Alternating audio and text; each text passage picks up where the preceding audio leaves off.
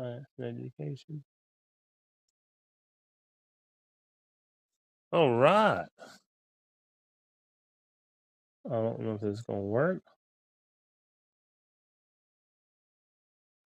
Trying both these sources real quick.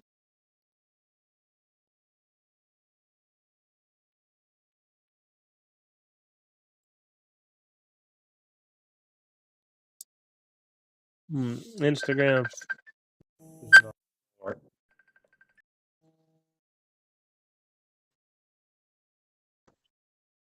We are live on Facebook. We are live on YouTube. I cannot get in. I'm trying to see if I can get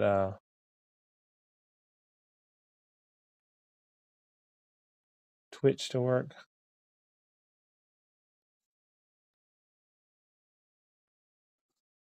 Let's see if it shows up. I don't think it's going to work. Twitch may not be working, but it is what it is.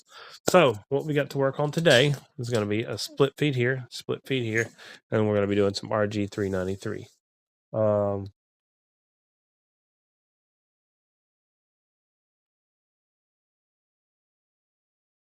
didn't work. All right, I'll figure out Twitch later. Instagram going live. Nope, ain't working. So I'll figure out Instagram live later. So Instagram and X, though you guys are too big of a pain in the neck to deal with. So we'll stick with YouTube and Facebook. So now we'll go ahead and kill this and let's go ahead and get to work.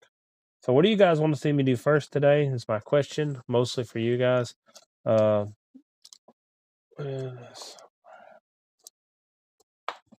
I'm hopping in the live real quick and we'll see what you guys have to say. All right. So we've got a split feed to do, another split feed to do, and also we can be doing some Rg-393 with some DIN connectors. So if you guys have an opinion, feel free to pop it out there and let me know what you guys want to do, and we'll go from there. This is Rg-393 right here. We just finished a split feed right here yesterday. Today we'll be doing a either some more Rg-393 right here with some DIN connectors, if you guys would like to see that. If you guys don't, then we're going to go ahead and do these split feeds. This is a Teflon split feed right here, and this is another Teflon split feed. I'm going to go ahead and start building the braids while you guys decide. I'll take a split feed for my Suburban Puck Mountain 393. Waving a hand, Elixir. Hope you're doing well, man. Yeah, we're doing some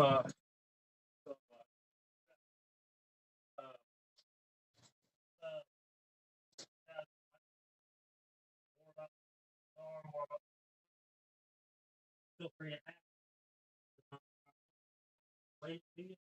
That's what's cool about these live.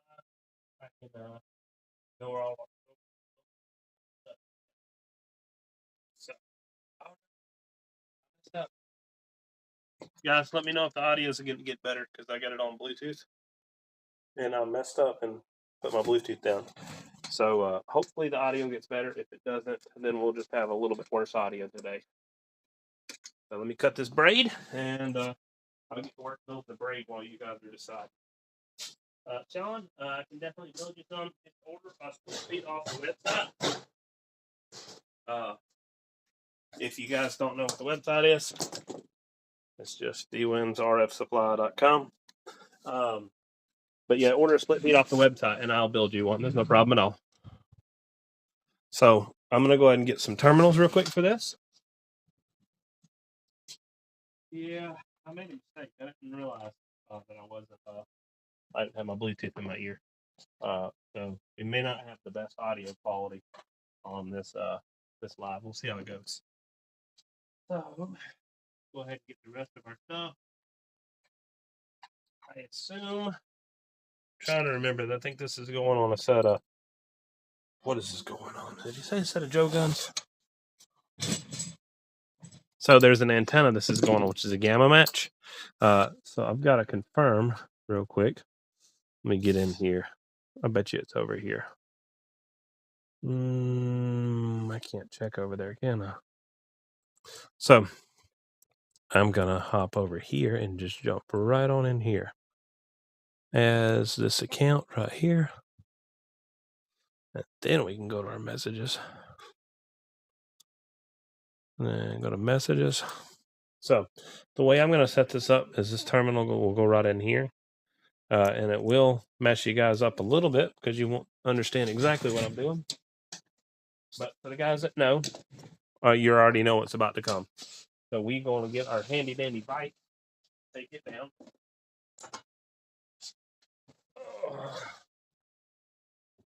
And go and throw that booger in the floor. If that sounded really loud, let me know. I'm kind of curious. Because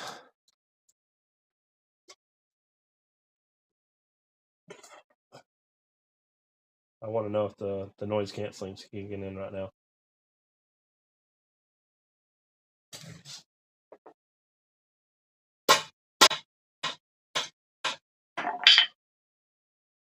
Doo-doo-doo.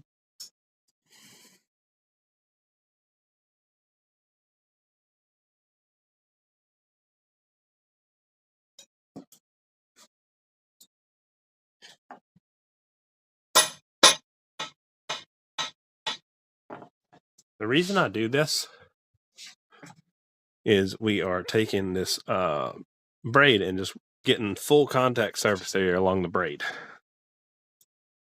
So I'm going to shorten this braid up quite a bit. We got to get an idea of how long I want to build these split feeds. So these will be one on each side, kind of like this. I'll have this one right there. Should be good.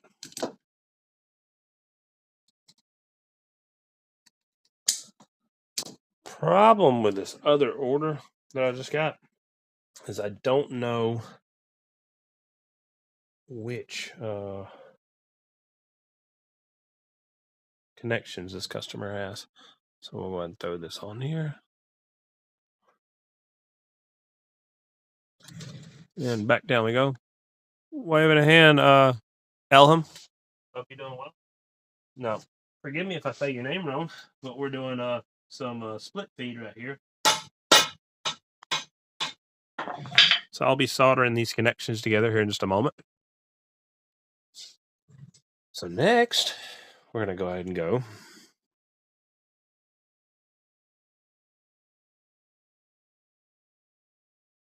right here. And back down we go. So if you guys want to know what I'm doing, feel free to ask. It doesn't hurt my feelings at all. I would love to share it with you. This is not a secret. This is just what I do. I got me a spider to kill. Give me a bit. Sneaky.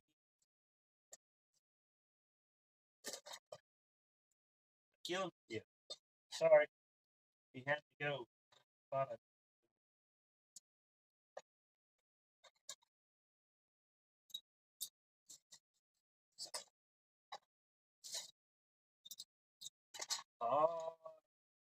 These. Right here. I need one of these right here. These. And then one of these. That's 1, 3. That's the 4.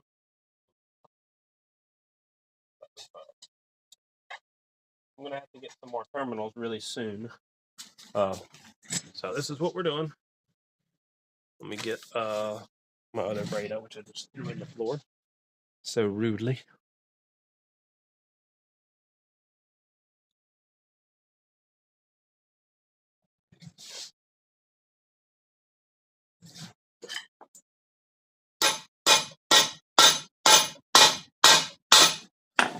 Just like that. We're just flattening out the wire or the terminal.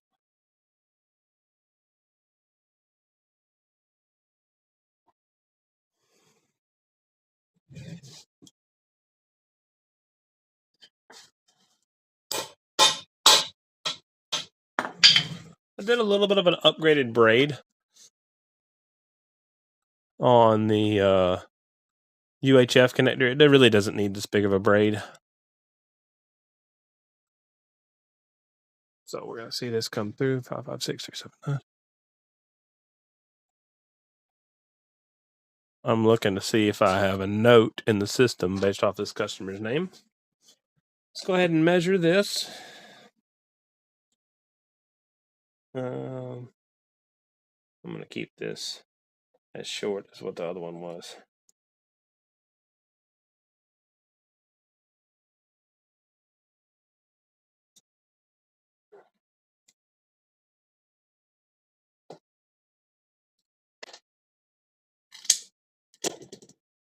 Flatten this braid out right here.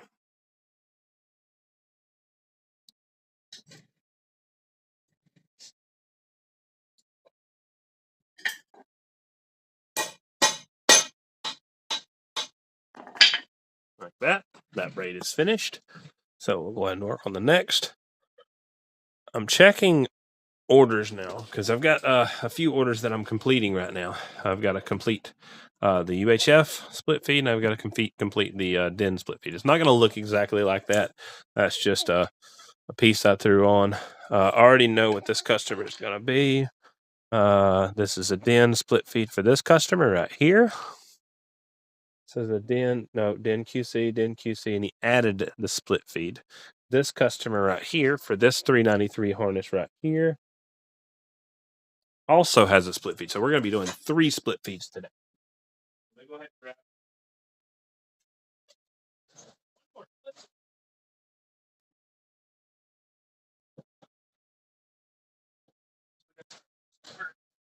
we have T-minus, what is it? Today's Tuesday, Wednesday, Thursday, Friday. So we have T-minus 3 days till we're going to Hawaii. Waving a hand, 11:37. Hope you're doing well. We're doing some split feeds this evening. I've got, like I said, waving a hand, Cletus. Hope you're doing well, man. From Virginia. Heck yeah, man. Sounds great, Sean. Just let me know. I'll message you back. I think I saw your message pop through just a little bit ago. So I got 1 split feed here, 2 split feed here, 3 split feed here. So I got to build 3 split feeds. This customer's name is right here. So now I got to go back over here to look for his name. I hope that he has messaged me. If he has not, all right, I'm just going to go with standard. Anybody who does these terminals, all you got to do is just put some washers on them. I like to go smaller terminals if I have the ability, but if a customer has not requested a specific size, then I will not offer that. So this is going to be for my UHF. This is just going to be some extra wire right here for some other stuff. And let's go ahead and get some larger split feed done real quick. Got some bigger braid. Sometimes whenever I do it this way, I'm kind of in a not necessarily hurry, but when I'm trying to be efficient and let you guys watch every aspect about what I do, like bring this stuff back over to the bench, measure it out over here, and all that stuff. A lot of times I'll end up wasting wire like this. I don't mind it; it's not that bad, but it is kind of wasteful. But I will survive. I got plenty of wire. I think I got 200 and something foot of this wire right here, if not like 400 and something foot. Anybody hearing the background noise? 11:37. I think you've been honed into it pretty well since you wear headphones. Is it as quiet as it has been, or did my Bluetooth not kick in today? I made a mistake. That's the reason I'm asking. So we're going to go ahead and put 2 terminals on this real quick. Pull that back down.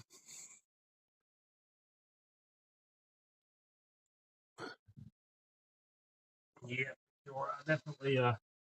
I've done a bunch of split feeds over the years, like traditional, cut the wire, go out, split it, and then run your braid off of your shield. I've done that before. I'm not a big fan. I've had failures out of those. I've built, I don't know, let's just say dozens. I may have built more than dozens. Actually, no. I'll just be more realistic. I've probably built hundreds, and this is not me being cocky or anything. I just have, and I've had failures, so I'm not a fan.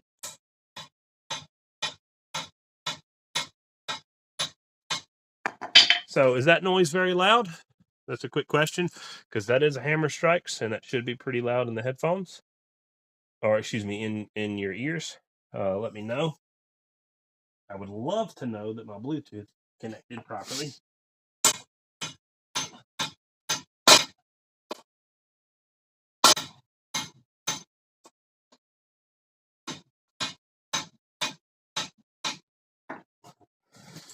Let's turn up here. Yeah, no, okay, it didn't connect. Well, darn it. See, that's a mistake I made. And this is probably one of the noisier days that I could have made that mistake, but it will be okay. I do apologize to you guys as speakers if you guys hear me hitting with a hammer and it makes extra noise. So the way we're going to do this is we're going to measure this split feed up. I just need to kind of mount this in a general proximity to how it's going to lay out. Something like this. And then something like this. Hold these pieces in place. Then run this up together. Something like that should be fine. So I'll go ahead and cut them.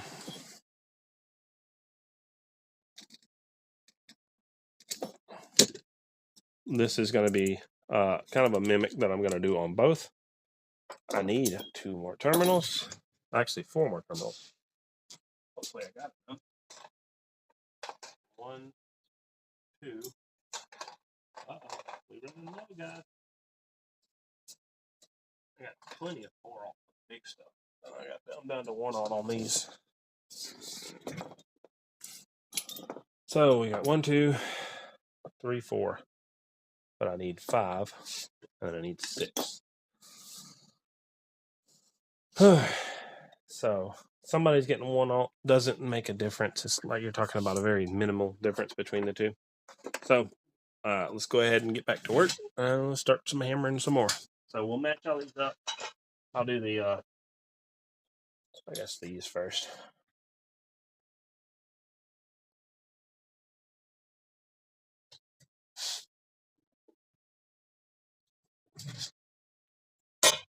So I apologize for the noise in advance. My Bluetooth did not connect, and it's been a godsend for sure. But unfortunately, maybe it will teach you guys to appreciate, I guess, the noise canceling. I do need to run another test really, really soon. I got 3 days to do it, so I'm probably going to run another audio test pretty soon.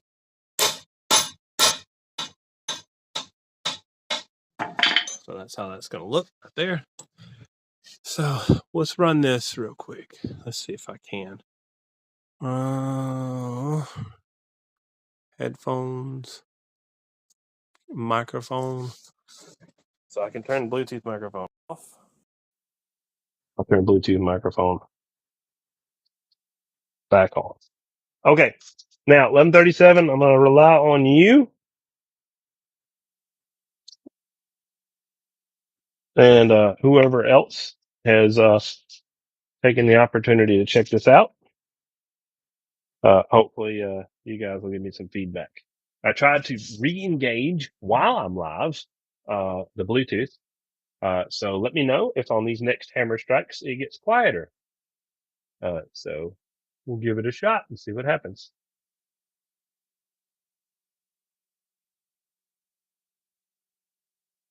So this is a custom split feed.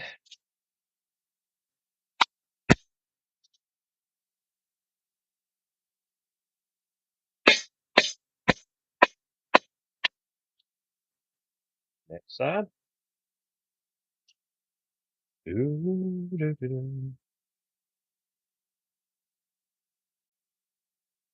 So we're almost done with this, and we'll start with the fun stuff.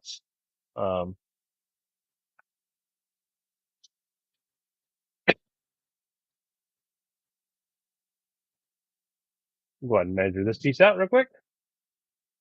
Any opinions on the new loudness based off of the Bluetooth reconnecting? Sorry to ask you guys so much, but I'm definitely, I don't know. I try to be sensitive to everybody's opinions out there. And I try to give you guys as much benefit of the doubt as possible, especially for the guys that hang out a lot. I try to give you guys a lot of, I don't know, a lot of weight to what I'm doing.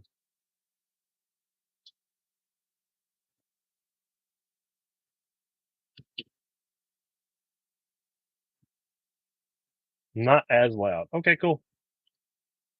Yeah, I'm not sure if the noise canceling has kicked in properly or not. Cause I think 1137 said it sounded like I was almost not doing anything when the proper Bluetooth was connected.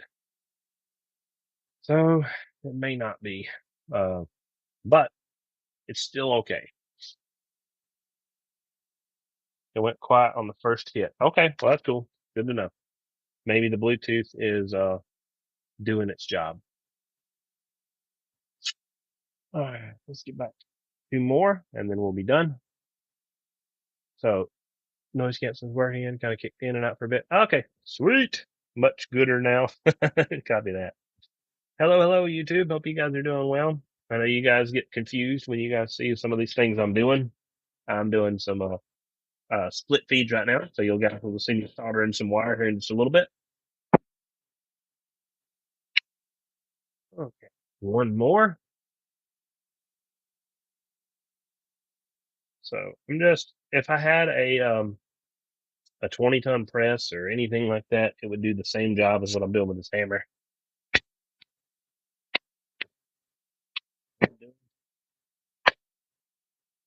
It's flattening out the terminal, so it makes big, wide, and flat contact surface area. Up here we go. Apparently it's not noise canceling on YouTube, because them guys are flying in and out of here. Normally I have a lot more guys that will pop in and check out YouTube pretty good, or they might just not want to see a dude with a hammer. I don't know. But now,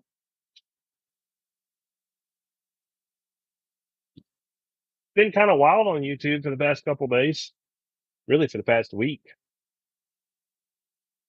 So we're going to go ahead and throw these terminals in here.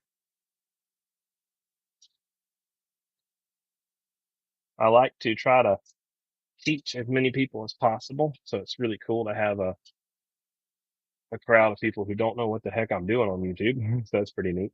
The Facebook guys, I appreciate all you guys too, for sure. But, it's just pretty interesting, especially seeing the demographic and people like, what the heck is going on over there? What is he doing?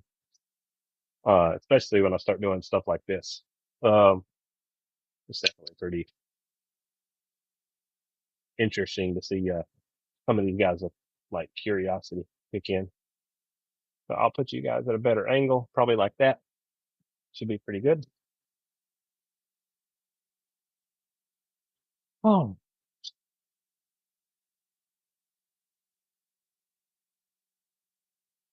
so I'm gonna flip these all backwards.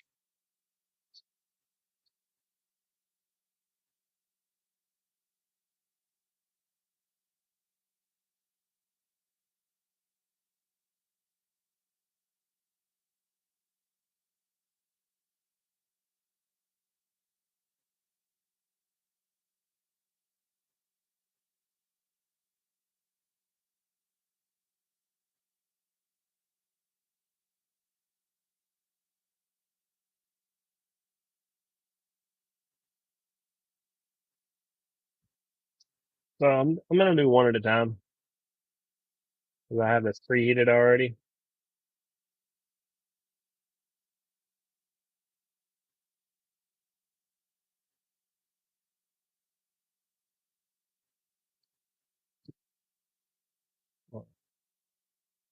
That's of course very hot, so be careful.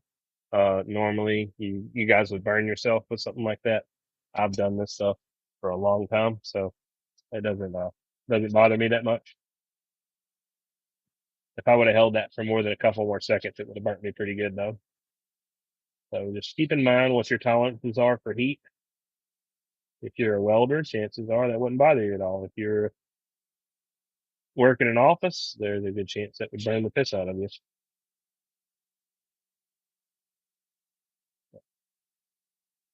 Not to say anything bad about working in an office, it's just saying you're probably not used to the heat on your hands. And we're talking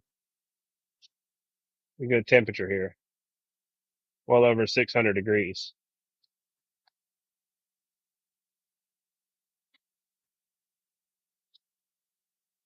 All right, next, and that booger back up so these things don't move so much. Hello, hello, YouTube. Hello, Facebook. Let's zoom in a little closer and let you guys see what I'm doing.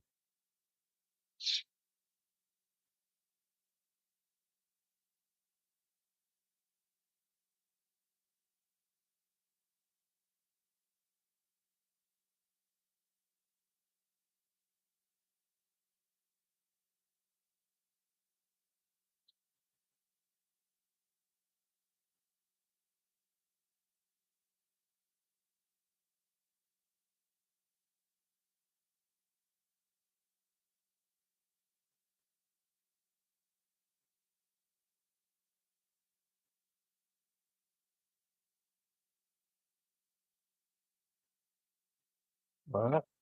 Yes, can see the front.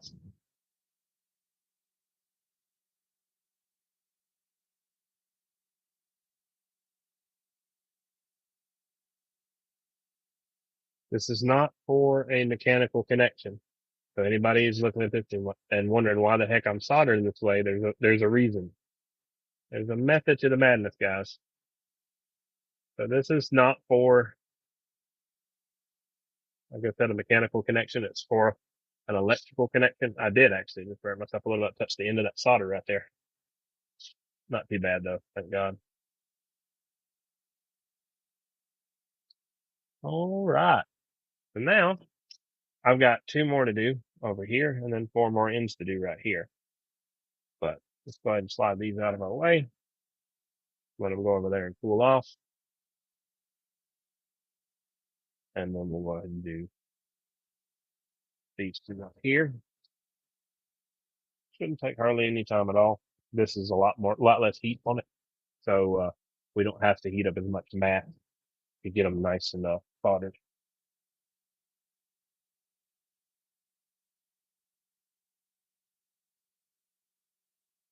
Now, it is a little harder when you can't get these things to fold. So there we go.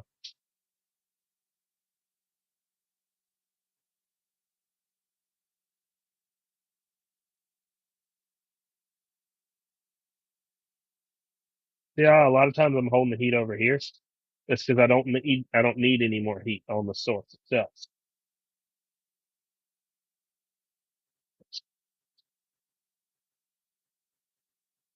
So rather than cutting the flame down, I'm just, you've ever seen what do you call them modules? You have a MTTP module in solar, and you have what's called a PWM module. A PWM module is what's called pulse width modulation. So what it does is it controls an on-off rate of how often that is pulsed, uh, and how many milliseconds it's turned on versus turned off. So basically it's just off on, off on, off on. That's what I'm doing. Heat on, heat on, heat on. And all I'm doing is just slowly bringing it up to temperature like this. And I'm shaking my hand on purpose because it's up, up, up, up, and it levels out each time. That's what I'm doing with the heat. Uh, a lot of guys look at me like, man, why don't you just hold the torch on there? Why can't you just hold the torch straight? There's a reason I'm doing that. I'm regulating the temperature that's going to the source. Otherwise, it would be entirely too much heat.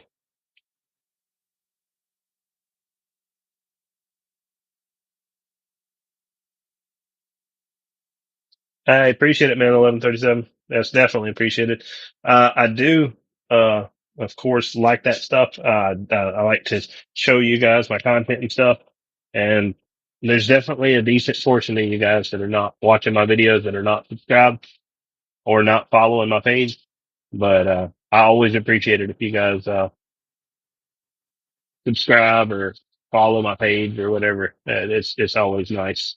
It allows me to show you guys more cool stuff. It allows you guys to get better notifications and updates of it. And I'm always doing something. So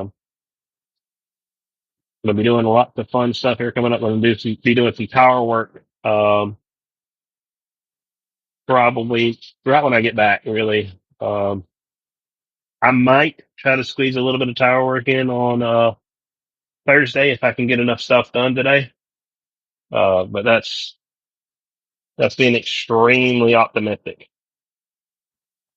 If I'm being a little bit more cynical, then I will. We'll see how it goes.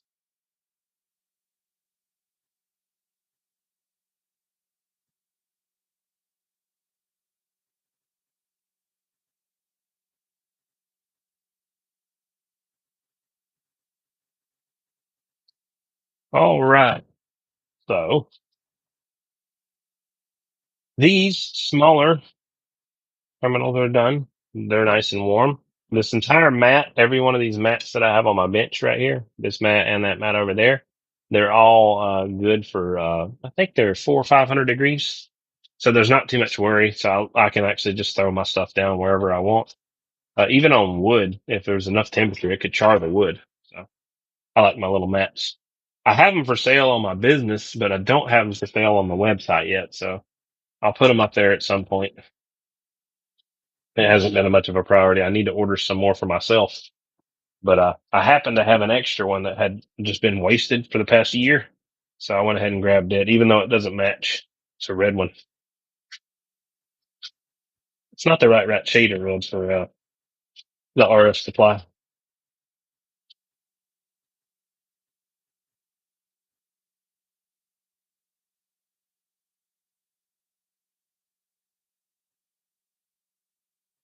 Yes, you could curl the braid into it. The problem is what's called an impedance. You could create an impedance bump as a connection. Like on a piece of 393, I won't flatten the braid when it comes to the center conductor because it's making a nice round contact in the center. So I don't want to disturb that connection. But when I'm connected on a braid and I flatten the braid, it's not a round braid because I've done round braids too. And I flatten the braid, then at that point I'll flatten the connector. But if I run a round tubular braid, which I've done also before, you'll see me where I won't. It's all for impedance. So you're looking for as solid and as consistent of contact surface area as possible across the connection points. I've went as far on some of the best ones that I've ever built have been built out of copper, just copper shim stock. So I'll be using like copper strap just by itself, no braid, no nothing.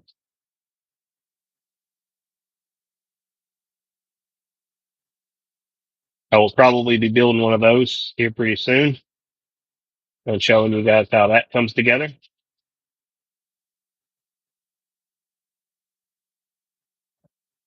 But in the meantime, we're doing a little bit of production work today.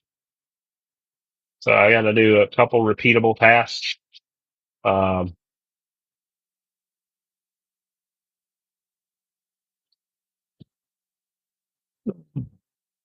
don't like that.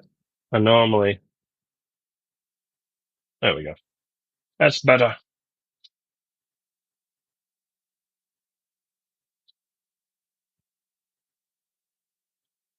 Two more and then we're done.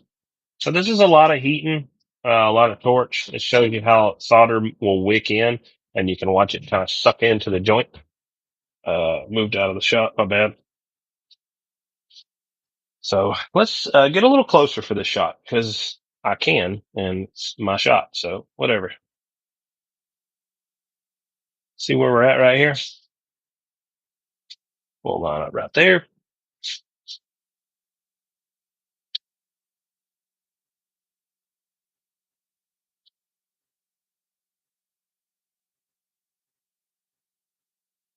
If I drop excess solder, I don't care about that. A lot of people get worried about like the solder falling.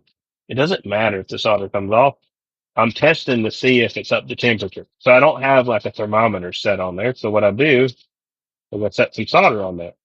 And the solder melts in a weird way, like kind of cuts it like that, then I know it was just the flame that touched it. But if the solder melts in a very uniform way, then I know that the contact point has come up to temperature. So if I heat it up just a little bit more, you'll watch it wick into that joint. See it suck in instead of being bubbled on top. That's what we're going for. I'm going to scoot back into this angle real quick and let you guys see this front contact and watch what happens here.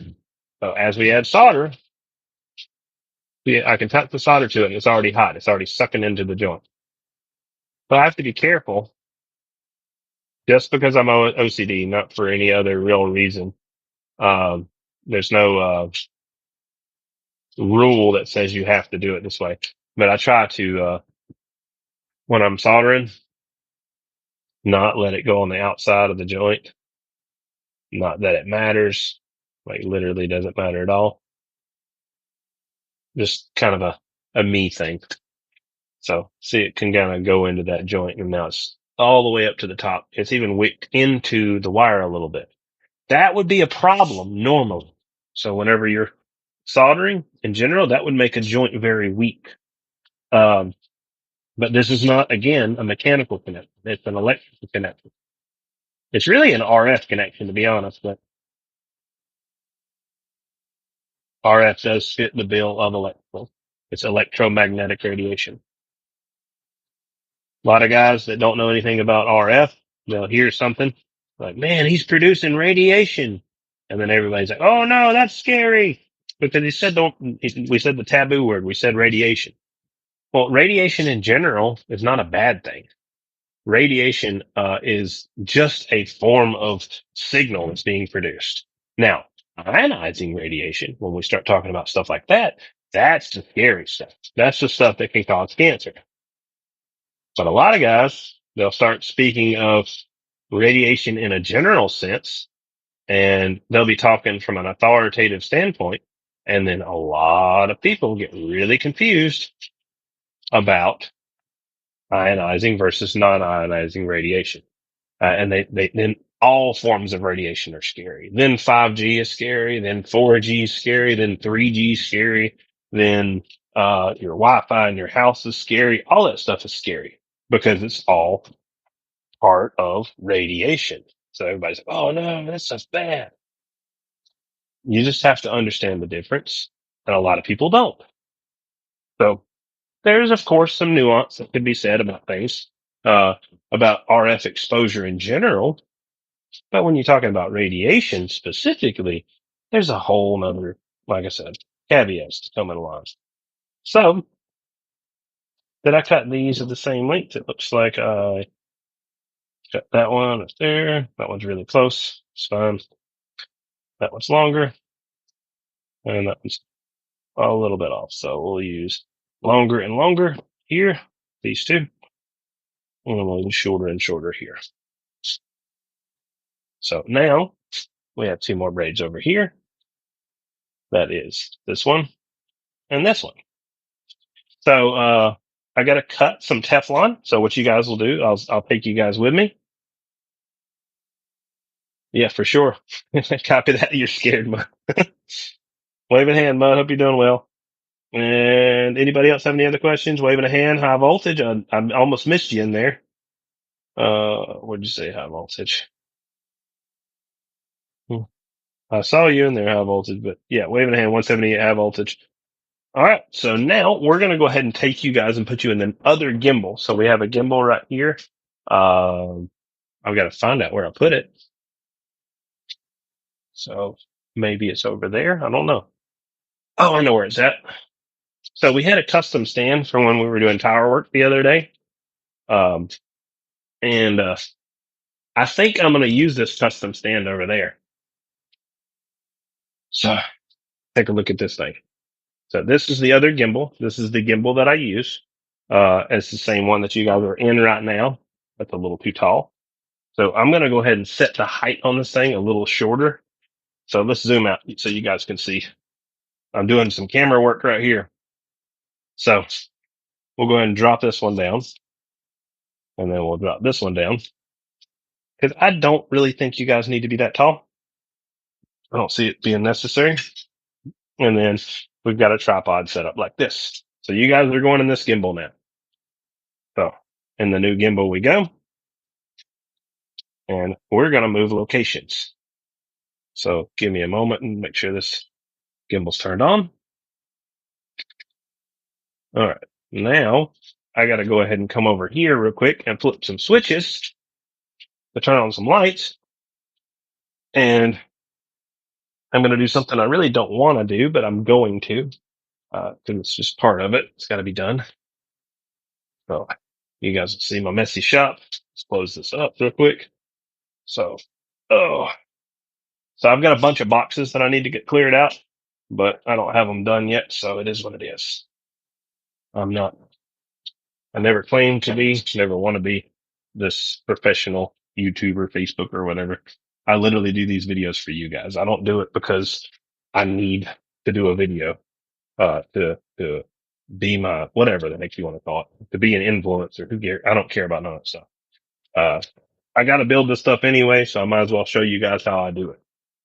I'm going to be using not this piece of Teflon, so we'll go ahead and throw this other stuff back. Get it out of my way. And I'm probably going to use this piece of Teflon. This one's going back. And then most likely that one. I'll see in a moment. If that one's small, then we'll, that size, we may go in between. But we'll see in a moment what we want to do. I'm going to grab my mock-up piece. I got to get it. This one, let's measure that. I think that's what I want to go with for this one. I think this one's what I want to go with for that one.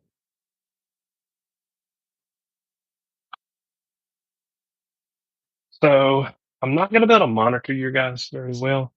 So hopefully YouTube and Facebook likes this. I don't know. Let me clean this up. You see all this Teflon dust everywhere? Let me just clean it up real quick. Hopefully I don't think it's going to be too loud because you guys are telling me my, noise canceling is back working. We'll know, we'll be testing that booger out in just a few seconds right here.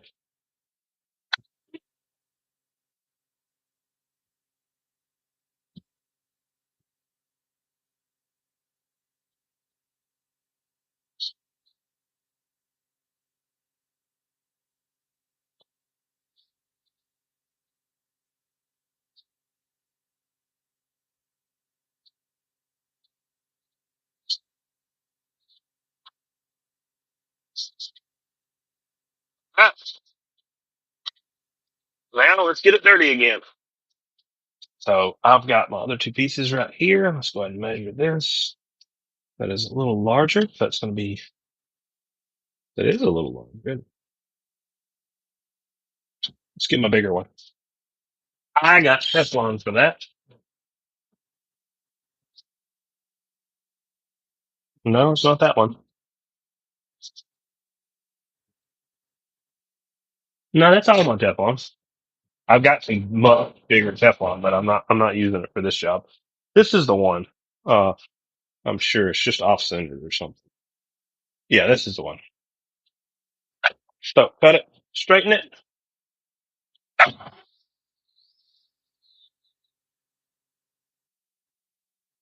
Scoot this over.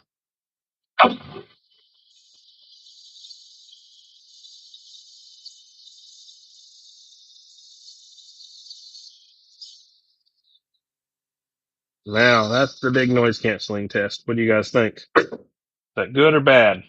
I'm gonna start cutting from over here. As much as I want to be left and do this other with my other hand, I've got to do it this way because there's a big wall blocking me over there. And it works out great.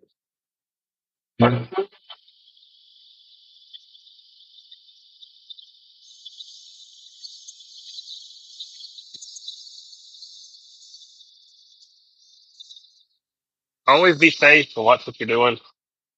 I'm gonna just move my whole body over it further. I'm gonna be left-handed for today. Did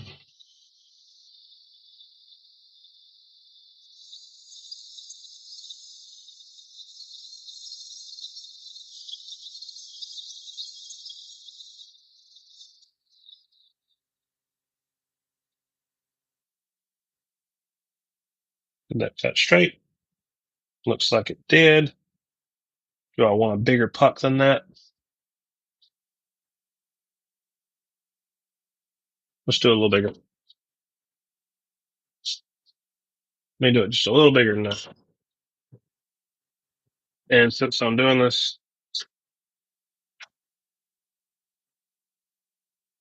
right here, again, just be safe and watch what you're doing. I got to move these batteries out so I don't trip up on them. So we got our straight edge. We want to go a little wider than that. Not there, it's fine. Oh, let's use this. We have a tool for this.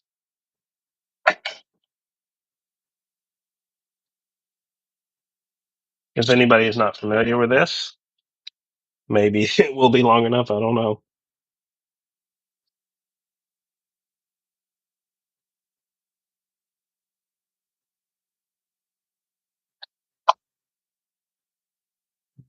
Wide enough.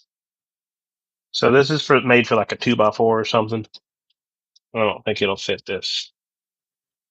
I've never tried to use this, but it's definitely an interesting device. It would have worked. I could have did this and locked it in place, but I don't have the luxury of that. So just be careful and watch what you're doing.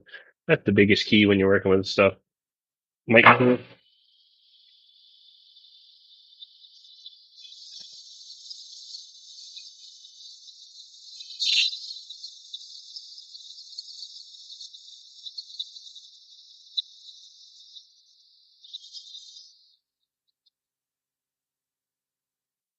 So got both of our pucks cut.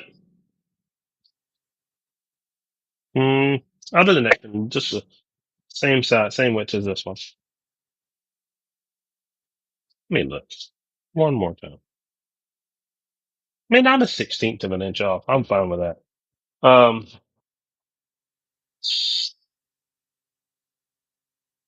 So what I'm doing over here, let me go ahead and raise you guys up so you guys can see it. But hello from Florida. Hope you're doing well, man.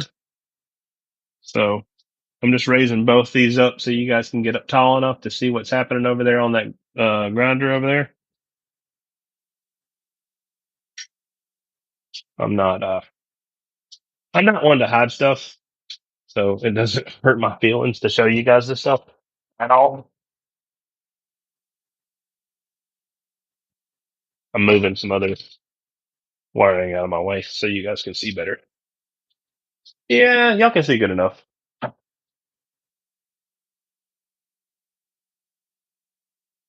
Fancy phone. See my fancy phone standing for recording video games. Copy that. Copy the noise canceling's working good. Waving a hand from Florida. Anybody else got anything you want to say? Y'all feel free to say hello. So we're going to be using the top piece. You got to keep your hands back.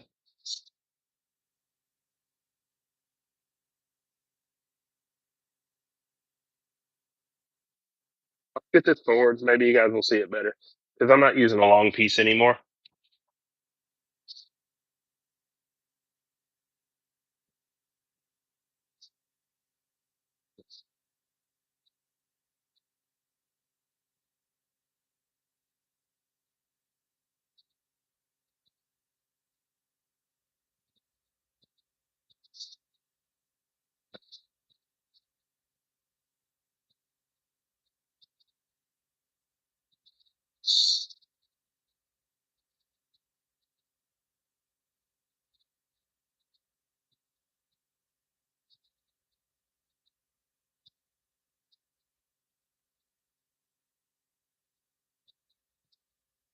We're just knocking material off until we get the thing shorter. We got to knock off all the high edges.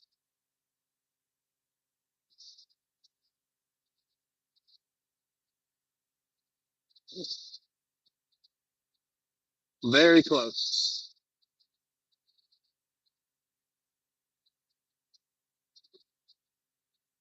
perfect.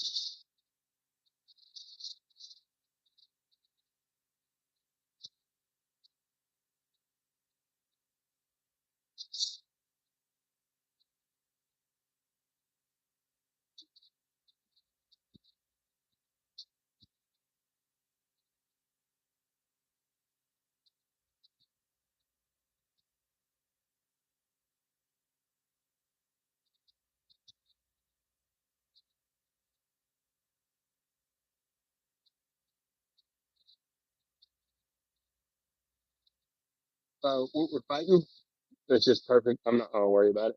There's a little bit of a high edge. You can see it right on that far side. It's a little low, but this side's perfectly flat. So I'm gonna use this for my backside. It'll stay well within my O-ring, and I'm not concerned about that. So let's rotate over here, and you guys can watch this.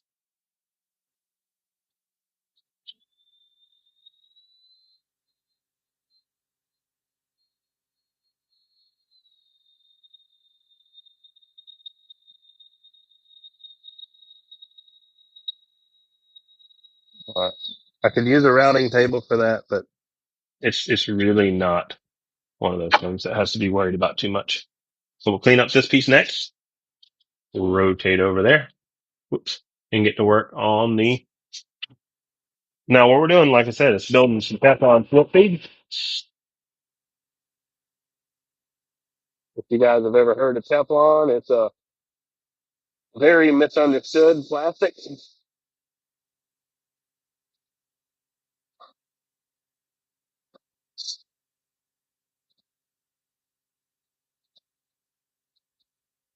It was originally used for a lot of cool stuff, and then somebody with a lot of money decided they want to introduce it into areas it should never have been introduced into. The Teflon itself is not evil, but putting it in our food supply is probably not the smartest choice. I won't get into the full details of that because I am not a health professional and I don't claim to be. And this is not health advice. But let's just say that we have no intention of eating the Teflon here at RF Supply. We use it for a high,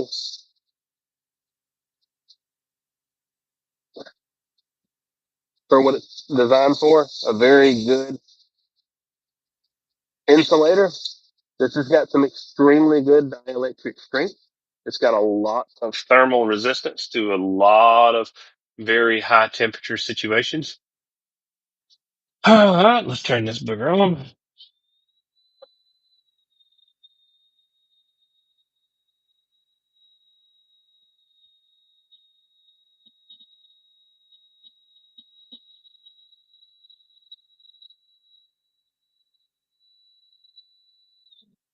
All right, this is all done. We've got a fine center, and I've got to do two small cuts with those. I've got didn't find center with that cut, so I'm going to use this cut over here. So we're going to take this piece right here, go over here, and I'll be able to use this with the proper hand instead of this one being difficult. So this is, oh, I can try out my new toy. Check this out. I got a new toy, and I call it a toy because it may be useful, it may not, I don't know. But we gonna try it and see how good it is.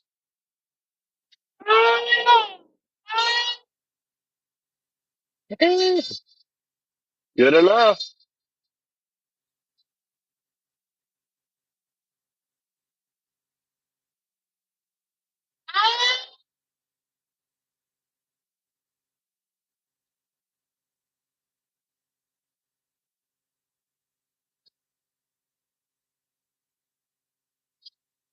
That's a pretty cool little blower.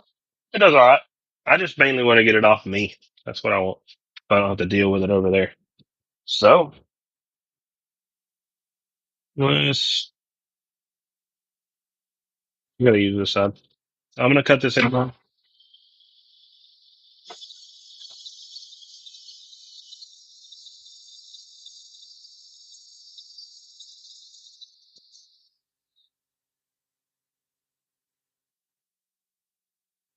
piece I cut off comes right here. I'm not going to be using that. I'm going to loosen this up. That's pretty cool. All right. Tighten that burger up.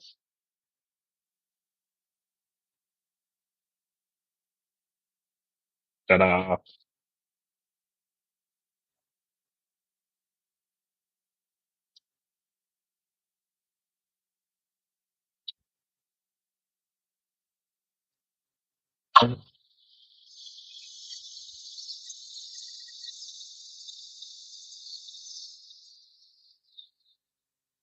That's a pretty cool little addition to the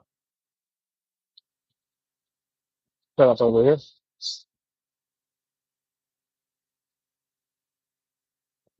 Got another hole in it. I'm not going to use that.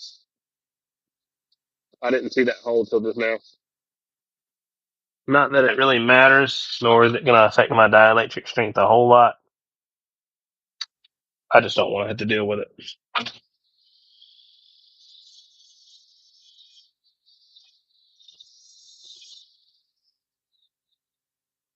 Because I can do another one, just like that.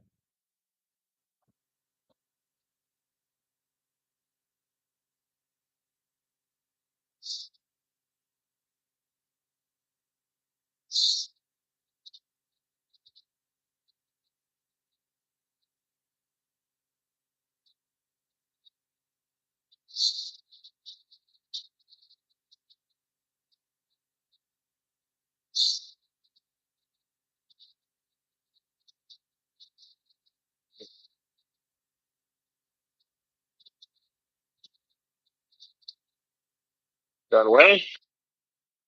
Next, we're going to go down here, and we're going to go and hit this thing with a... Maybe I can zoom into this stuff. You guys can see a little better. Seem like you guys cancel that. Down, down. Let's go down. Zoom. There we go.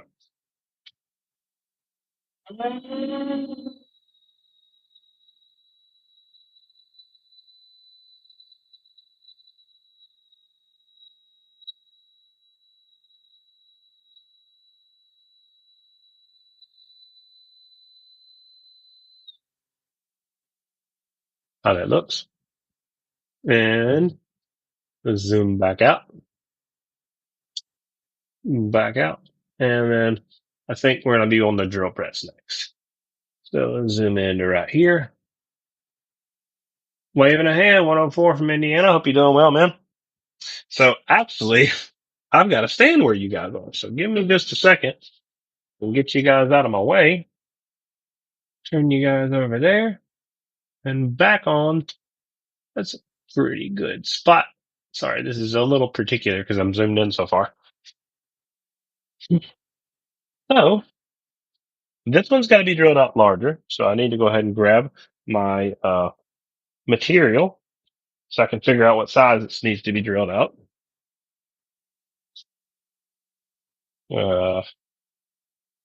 Looks like I already brought it over there.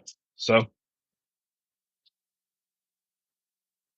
there it is. I need my caliper. I'm going to buy about 3 more of these calipers because it is a literal, probably one of the most annoying things when I'm building split feeds. I'll have a caliper out like this and I'll be measuring and then I'll have to move it back over there and then measure again and then move it back. It's just annoying.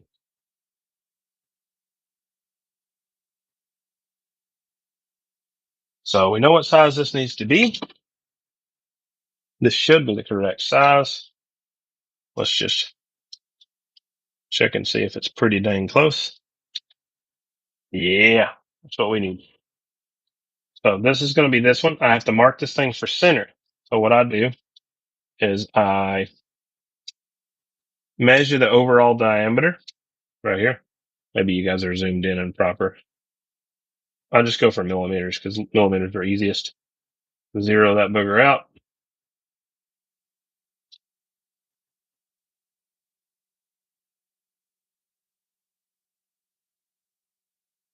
around 32 mils.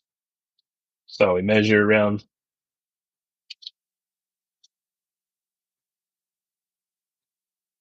16, something like that. Then you make a half moon mark. You make another half moon mark. And then you got X marks the center. Does it have to be perfect? No. Is it going to be perfect? No. Am I going to do my best? Yes.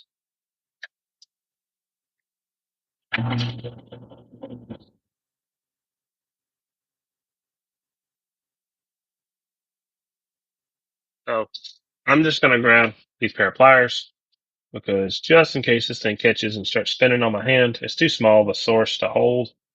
So I have to get a little better grip on it.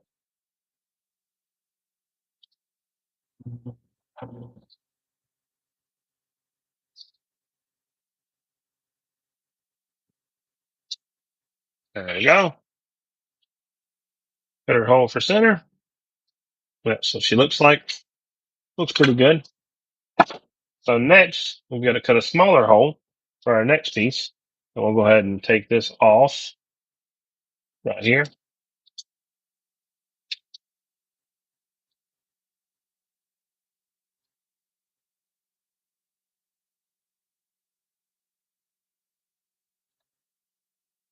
I believe this to be our next size. I'll know in just a moment.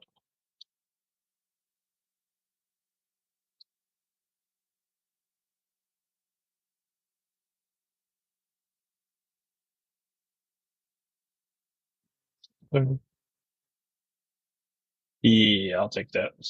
That's a little aggressive, to be honest.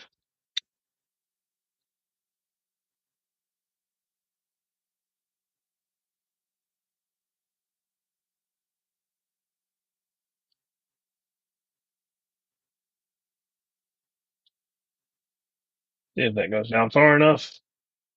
Just barely, but it does. What do you guys think? You think I should do this? I could. Should I do that? Yeah, let's do it. It's not critical how this is done, so I can do it however I like. So I'm being a little interesting, in my opinion, at least. So 46, 23, 23. Mark that bigger for center.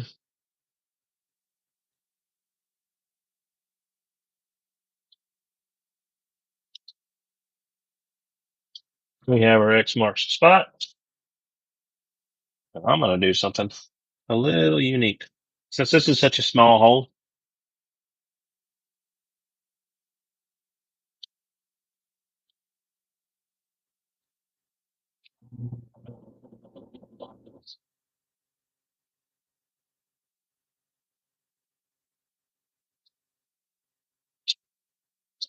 ta-da! I did both. Now, is it perfectly straight? Maybe. I don't know. It's pretty dang close there. I would say half a millimeter off there. So about a half a millimeter off. Maybe even less than that. But close enough for what I'm doing. I'm not being overly critical of stuff like this. So I'm going to bring you guys over to the grinder now, and we will do. I don't know how I'm going to do this. Probably something like that, maybe. And we'll do some work with my braids. So with two of these braids, I have to modify them. I think I'm going to do it. Yeah, I think I'm going to do it this way. What's this and this? Here and longer. Both these longer ones. Okay. Luckily, the noise canceling is working. So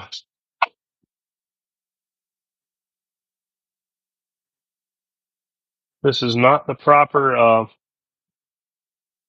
blade on here. I need a metal cutting blade, but I don't have one within a 50-mile vicinity of where I'm at. So we're going to use this other one. And luckily we have noise canceling, so you guys don't have to hear all the crap that comes from it. When you cut with the wrong blade, it makes a lot more noise. So let me think about how I want to do this on the underside.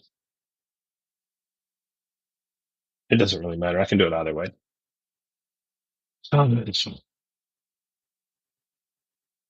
Oh man,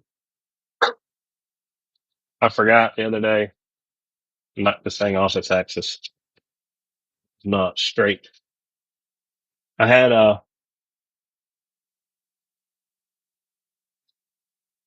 probably this blade that ended up damaging.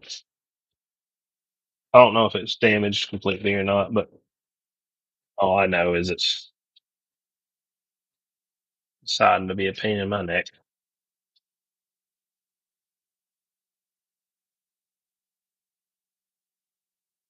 So if anybody knows how to get these things to stay in place on these guides on these blade holders, let me know, man. This thing's always a pain. So now I need to, there's a, what is it? Back there? Yeah.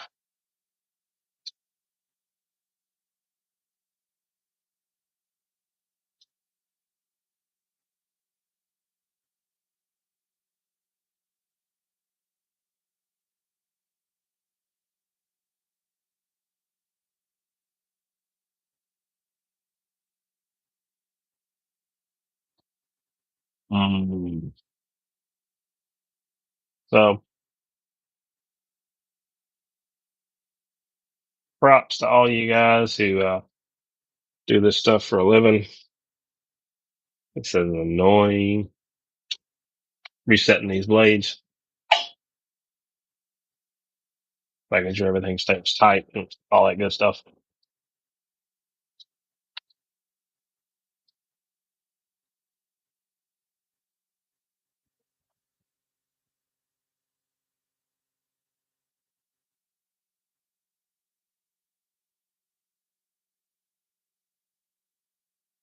Doing pretty solid.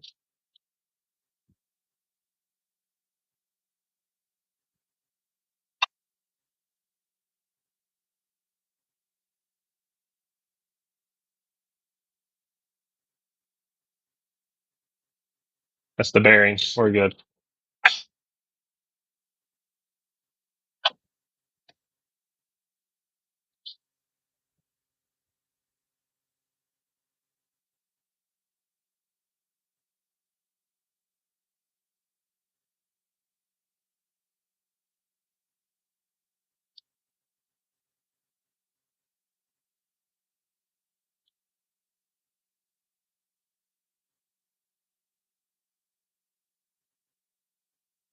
All right.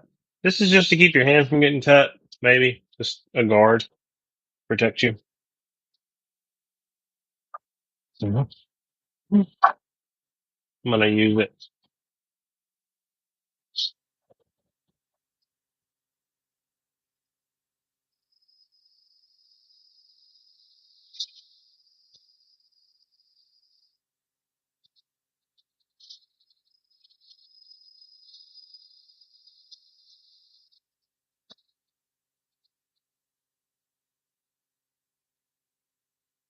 That bearing's just too loud for one, and then it's not going to work. So I'm going to come over here with another piece of tool, another tool real quick. I have a few different tools that can do this job. Um, I usually try to use my bandsaw just because it's easy and it just sits right there. Uh, but I have, yeah, there it is. I already headed over there. So I'll back the shot up so you guys can see what's going on. Back up, back up. Now's the time to hold a set of pliers. Make sure your hands are nowhere near anything you're working on. And I really need a, I could use the vise, but it doesn't really matter. All I'm just going to do is set it flat against this piece right here. See if I can.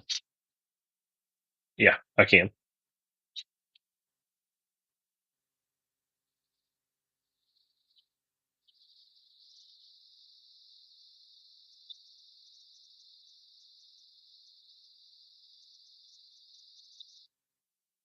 Just like that, it's fine.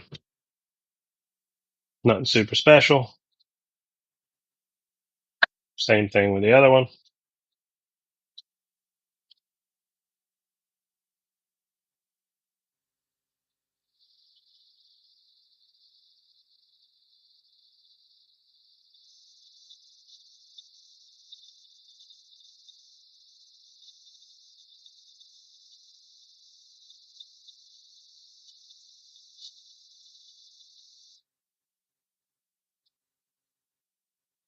There we go. I don't know if that was caught in the shot. I do apologize if it wasn't, but that's what it looks like. Just cutting it in this triangular shape. From there, we're going to drill into it. So we'll move it over to the drill press, excuse me. Evening, waving a hand from Madison County. Night owl, waving a hand, man. Hope you're doing well.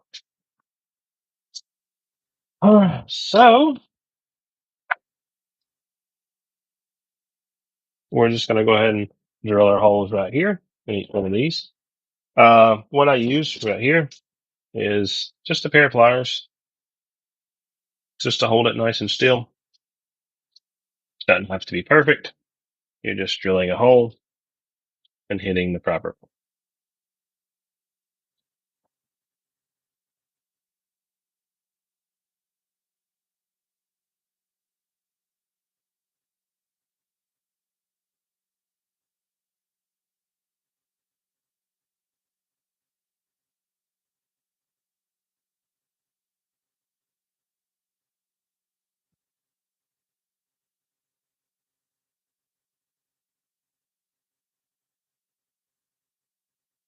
Whatever.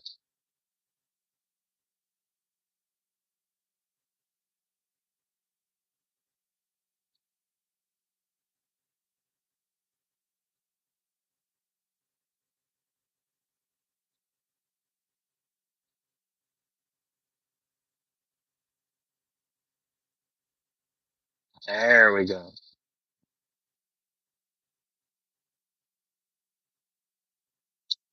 Give me a second. Line that figure back up.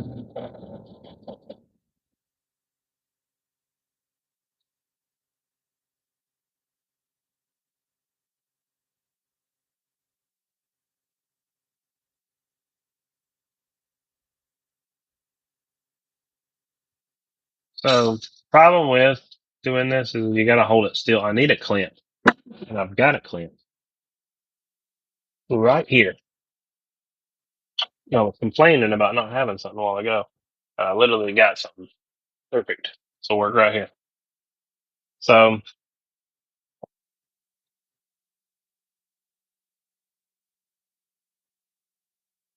make sure this lines up.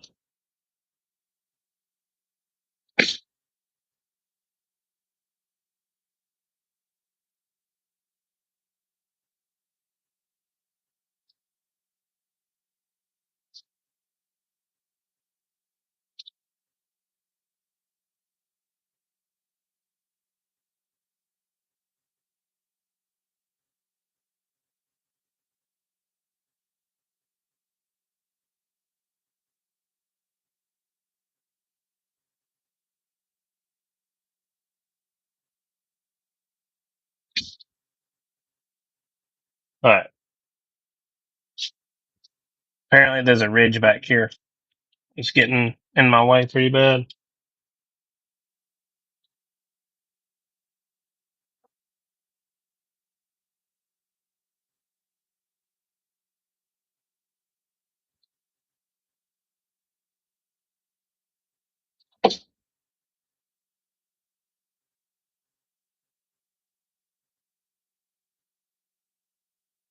There we go.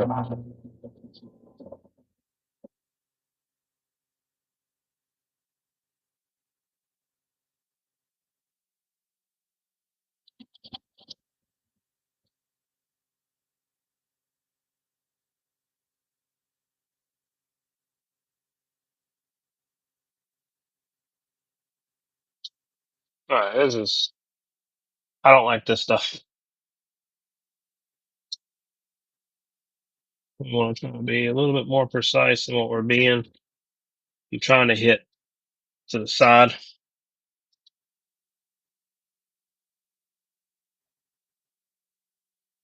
I just did this with a drill bit, this would be a lot faster. But here I am trying to be fancy and use the drill press.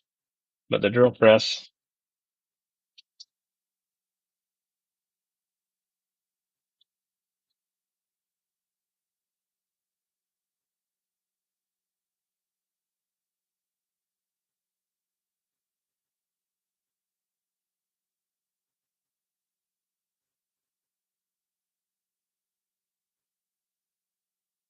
trying to make this repeatable. Sorry, guys. Give me just a second.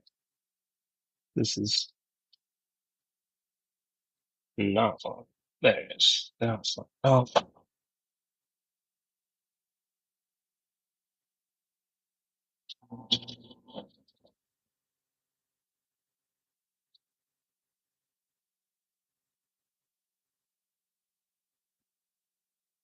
find that out. Try to slide the next one in. See if this goes a little faster than that. Snail progress there.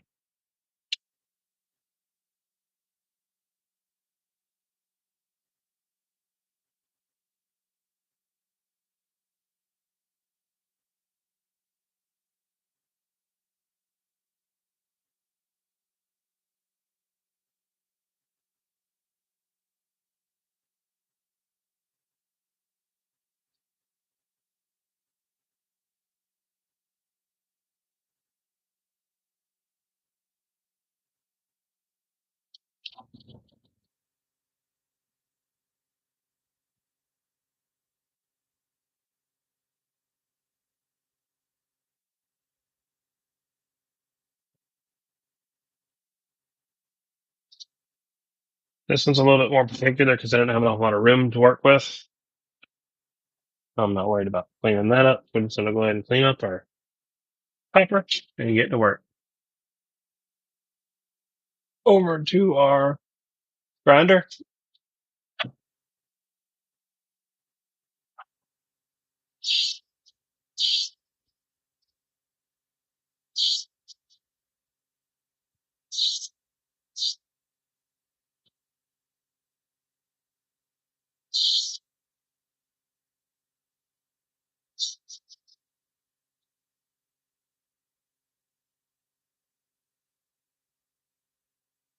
Pretty good to me.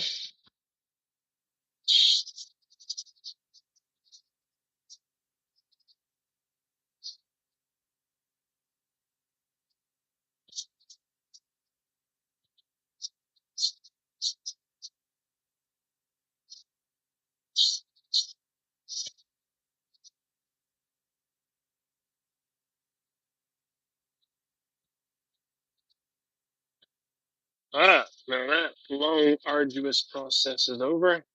Pop you guys out of this gimbal. Take you guys back over here with me. So zoom, zoom, zoom, so you guys don't have to be jerked all over the place. Let's take our caliper with us because we cannot be forgetting this material.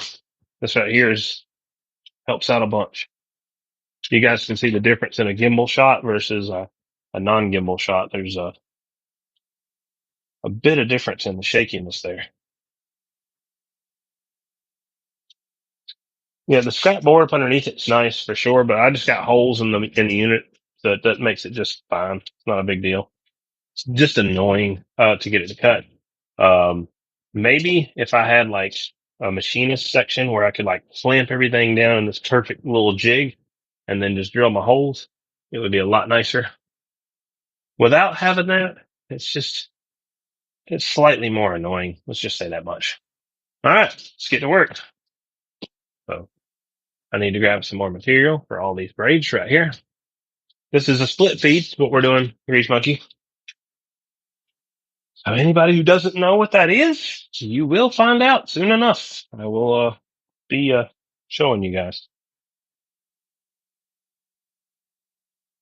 So we'll go ahead and do the UHF one first. Let's kind of put you guys at a better angle so you guys can see what's going on. Hello Twitch, hello Facebook, hello YouTube. Hope you guys are doing well. This is not as cool as my coax videos, but it's definitely something unique and different. So these are something I custom build. I gotta grab some parts. Give me a second. I left them over here. Ain't no point in working with stuff if you ain't got the material you need. So these are basically for high voltage insulation. Basically allow you to pass a lot of RF voltage or even high voltage through a connection without arcing. In this instance, just allows for RF to travel unimpeded while also preventing any sort of water intrusion, weather-related failure, or anything like that. Let me grab the right size bit for this. I believe it's my 5/8.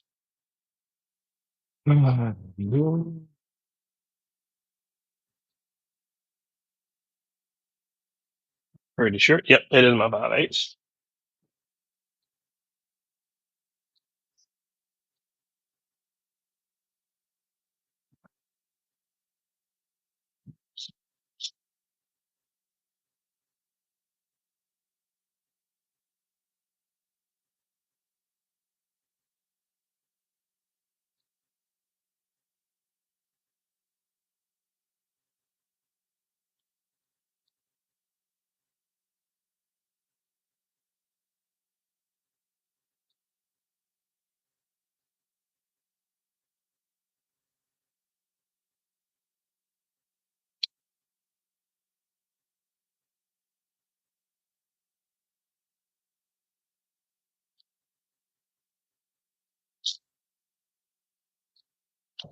All right.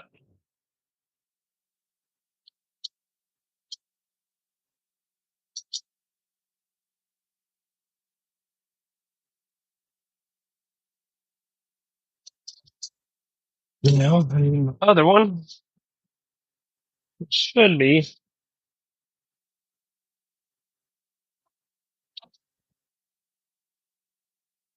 a 9/16, and it is. So I'll line this up on the back side, line this up on the front side.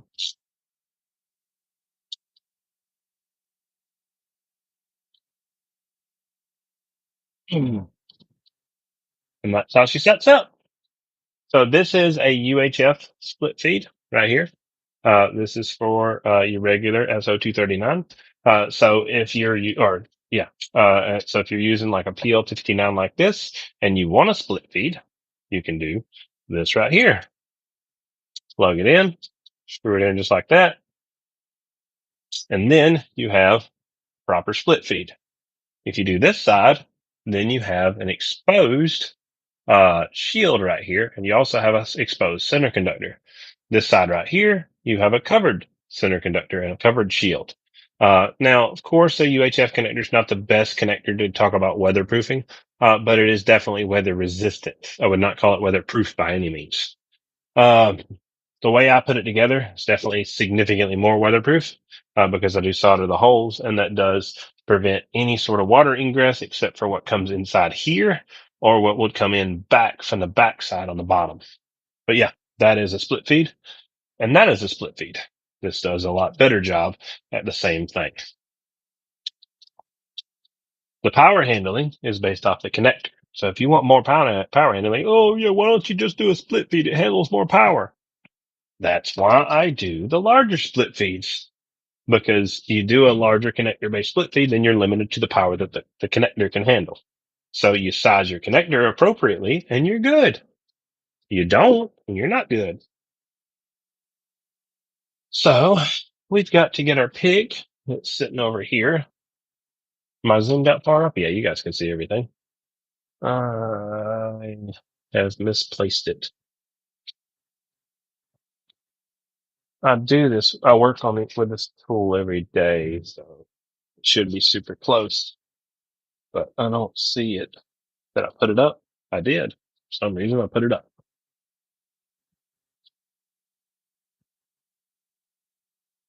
To go into this connection right here, pick my O-ring out, throw my O-ring over there, pick my O-ring out of this one, throw my O-ring over there. Now we're going to go a step further and we're going to decide what hardware we're going to use.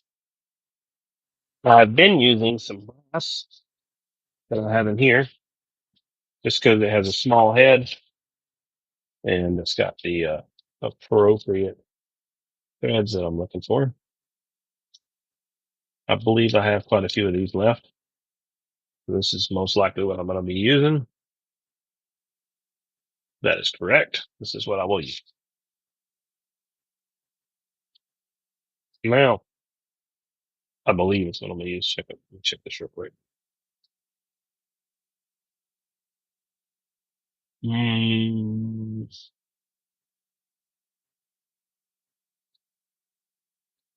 It's going to have to be a little bigger than that. That's fine. I'm going to do something a little unorthodox and it messes up my video, kind of the flow of the video, but I don't really care. I don't want to have to redo this and I don't have the time. I got to go. We're in 3 days. We're 3 days uh, till we're taking off. We will be heading to the Laupahoehoe event in Hawaii. There's a meet and greet over there, so I cannot redo this. So let me see if this fits. Yes, this is a tungsten carbide bit, and what this allows me to do is modify a hole to fit what I want to. And the cool thing is, we have the tools to do so. I have the noise canceling on the headphones, so you guys don't have to worry about the extra noise. I have my safety glasses, so I'm good as far as that goes. And you guys will get to see what we're doing. So you could put it underneath the puck.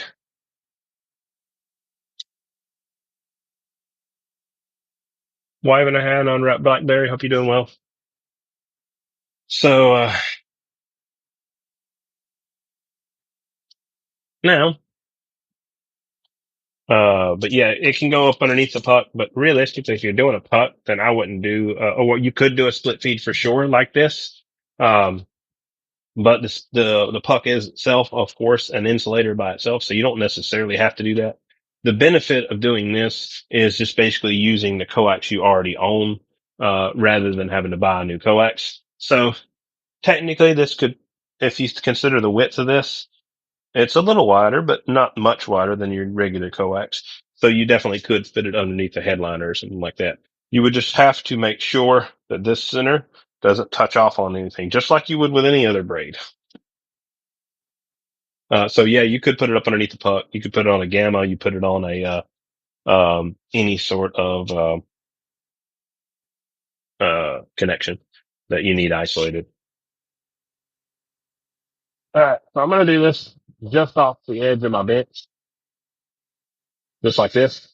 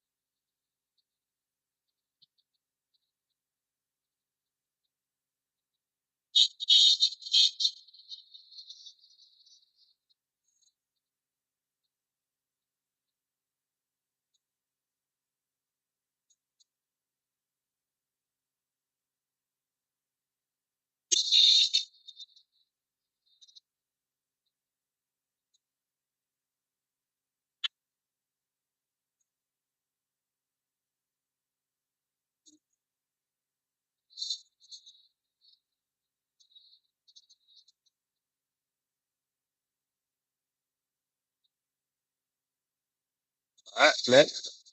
We're going to do the next one.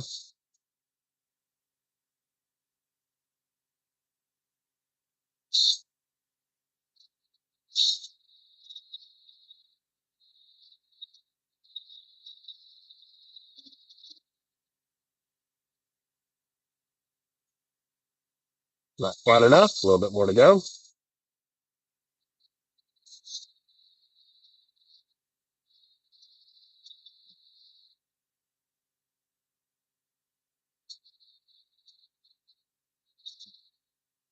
Just still in the shot? Yes, you guys can see.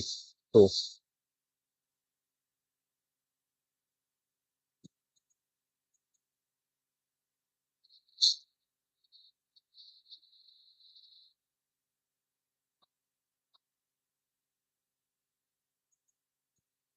All right. That is an alternative to doing a drill bit. If you use the drill bit and you're already close to the edge like this, all you got to do is just split open the half on the next to the edge. So I avoided that by doing what I was doing. It needs to be close to the edge specifically because of what I'm doing and how I do this. You guys hear me chewing? Let me know, please, because I'm not interested in messing up the video just because I want some gum. All right, so here we go.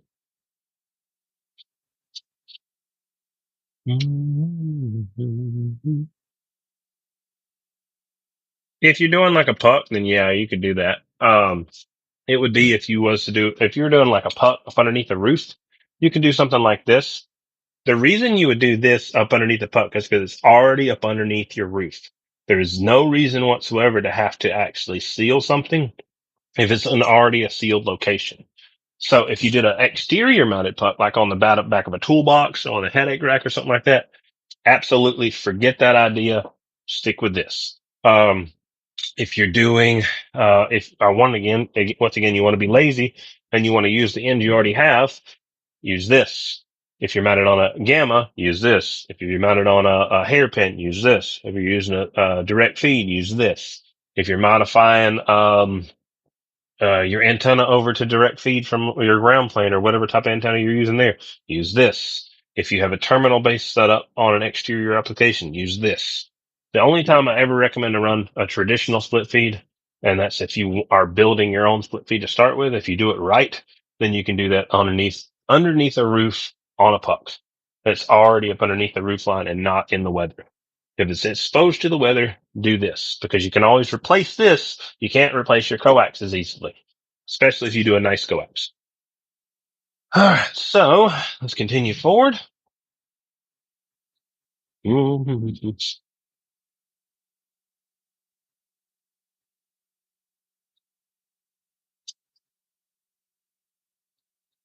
So we got to figure out what size this is. This should be a 1032.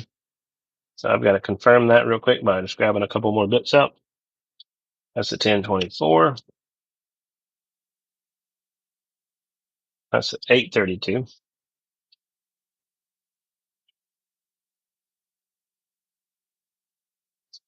Give me a moment. I got to find, let me just pull all these out. Forget it. I normally try to keep these over here, but man, it's just a pain in the neck. So 832. Nope. Nope. Yep. That was what I'll need. Literally the last one I found. Okay. Drill, drill, drill.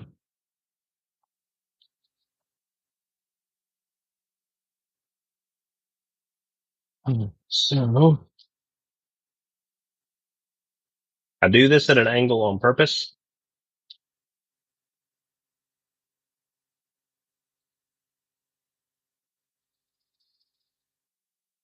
So anybody who looks at that, oh, he just drilled that crooked. Yeah, I did. There's a reason.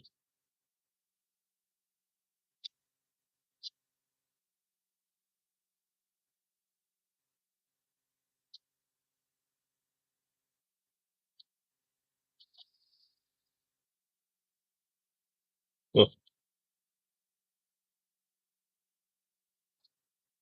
you know, I could cheat a little bit. Let's not do that.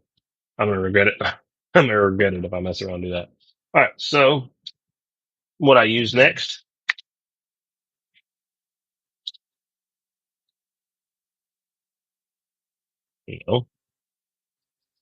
drill back in. Set this over there. And now the key is to go ahead and grab something very specific that is going to be these right here. So I need to put a connector on, which is right here. Grab this, line this up just like that. Don't have to be perfect. Just line it up, put it on.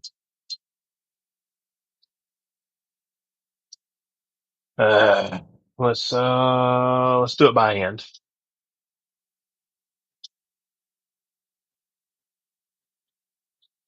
Get it all threaded in.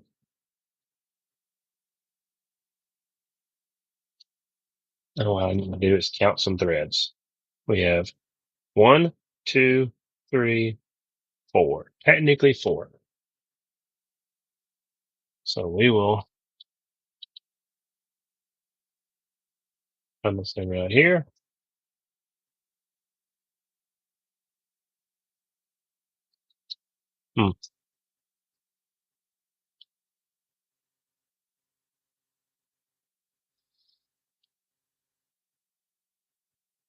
So we'll count.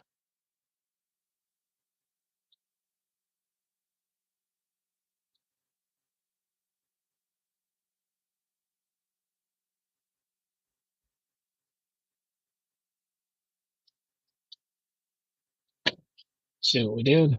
1, 2, 3, 4, 5. 1 extra thread, so we are safe. Line this up. That deburrs whenever I pull it off. Throw my extra brass in the trash.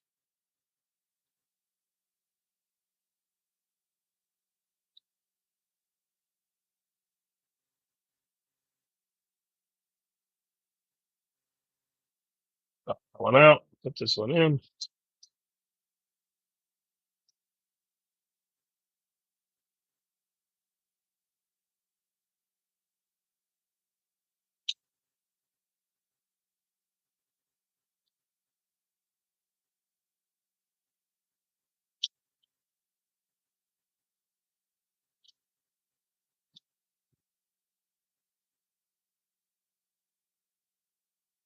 Locked into place, not above my threads. Good to go.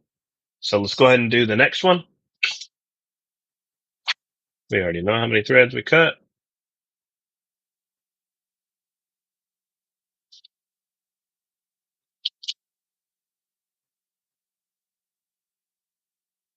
See if this is a proper measurement. If it's not, I'll cut some more. 1, 2, 3, 4, 5. Yep. We are good. That is proper. Clear my threads. Don't need that. I need this right over here. You can see why doing all that extra cutting and all that extra stuff comes into play. All that prep work is for this one step right here.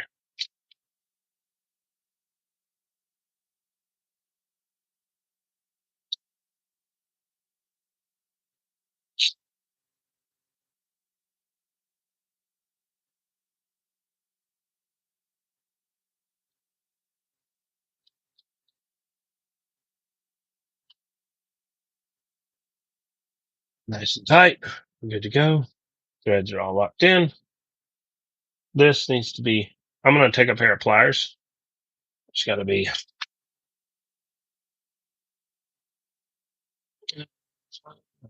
pretty gentle on the back side. Just I'll throw a rag up underneath.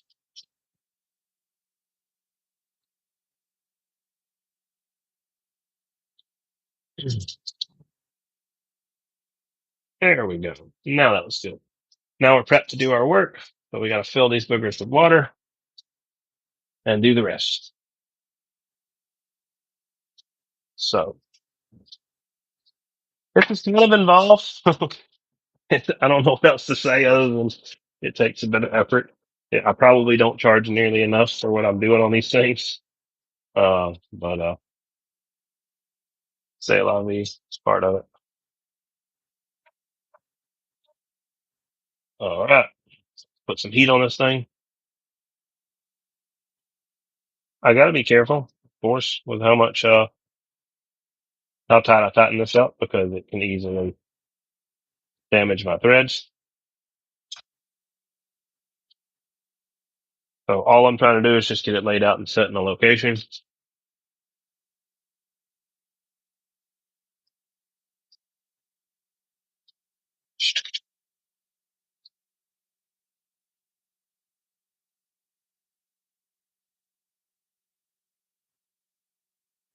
Get a torch, get to work, move my drill out the way.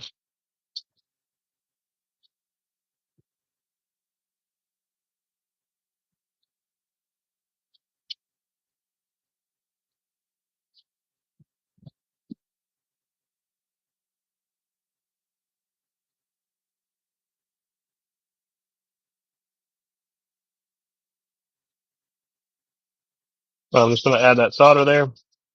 I'll zoom in nice and close.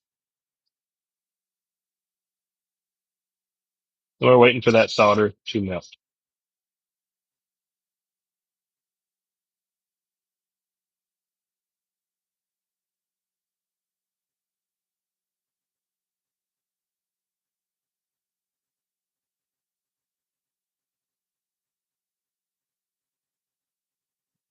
Give me just a second. Let's get this thing a little closer.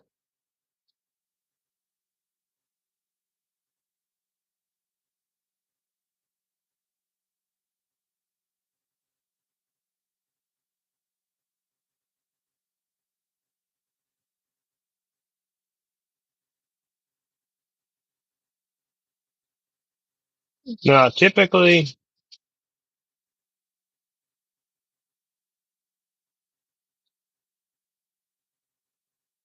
kind of working backwards a little bit here because I got a little bit too much water in the top of here, kind of bubbling over.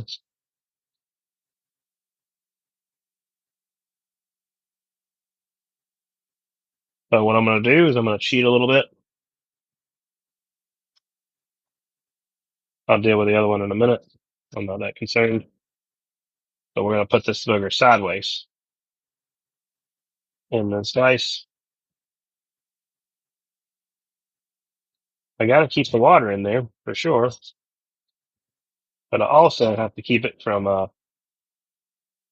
getting on my source. So get some water back in there some more. Don't want to cool it down too much before I can actually solder to it.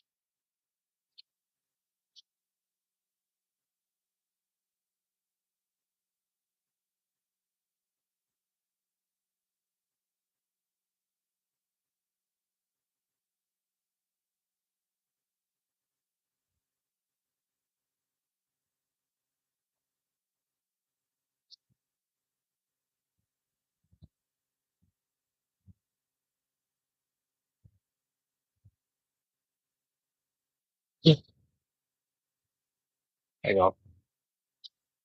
Not like it's going to happen, but I'm not about to risk that. And it's not getting in my threads.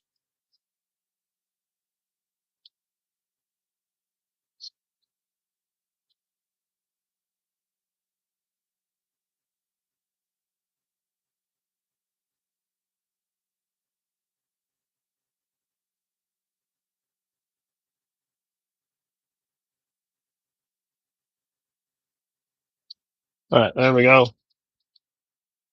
I have to get my knife. Nope, not quite.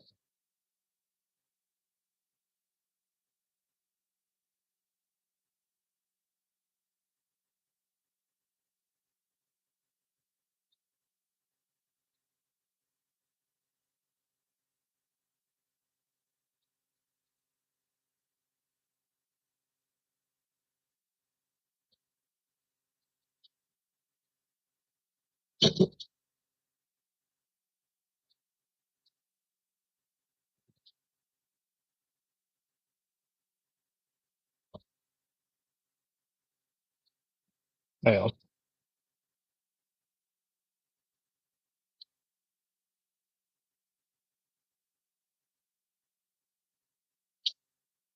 There we go.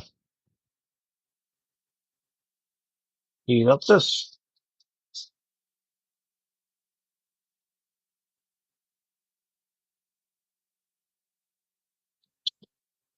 The goal is to get this right here. So it's bonded up underneath.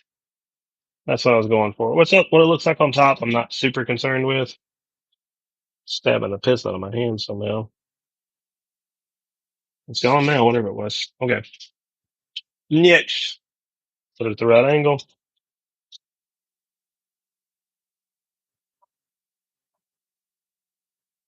It's just water. It's not going to hurt nothing.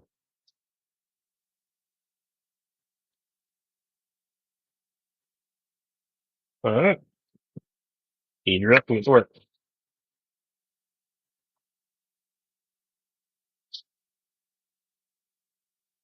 Ow. What is going on? Where is it at?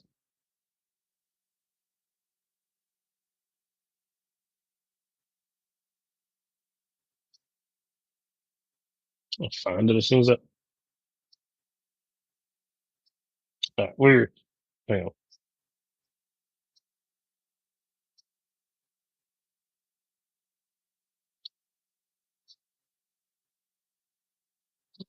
Every time I pick up solder, it feels like my hands are getting stabbed. I had a little bit of metal shavings or something in there.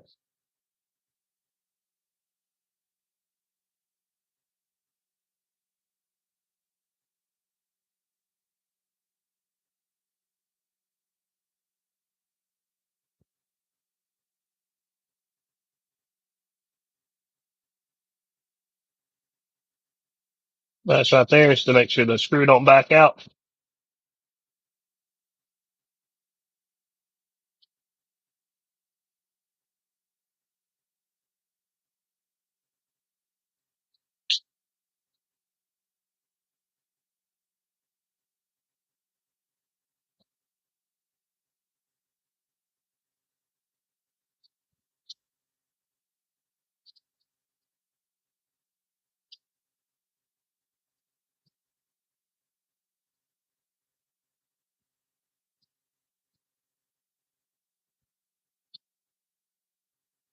All right.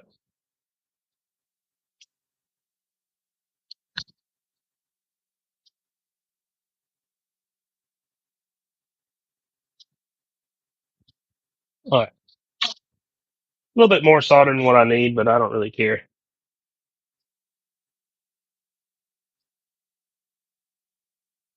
Stay nice and cool. Okay. A bit more solder back there than what I need, but it's plenty. Because the whole goal is to get it to bond. Can't have it coming loose if I can help it. So if I can do something a little extra for the customer, then I will do so. Because it is my name and my reputation behind this. So I try to make sure it's always a good reputation and a good name. Not that dude messed me over. Well, I doubt anybody could say I'm screwing over when I'm charging them $60 to build something like this. This is probably a little bit too much work. I'm gonna have to time it one day, and we'll we will probably adjust the prices at some point. But I'm not there yet. We will. I'll go as long as I can until I really just can't afford it anymore. All right. O-rings. We need to get these things ready. So far, I've went a pretty good long while. I think. I would assume. Check it one day and see how long I've been doing this for. I think I've been doing split feeds at this price probably for a year now, maybe a little over a year. I don't know.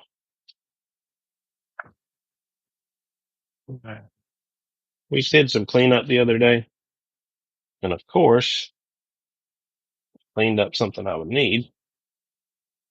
So we got to get this right over here. Yeah, that's the one I need. Gotcha.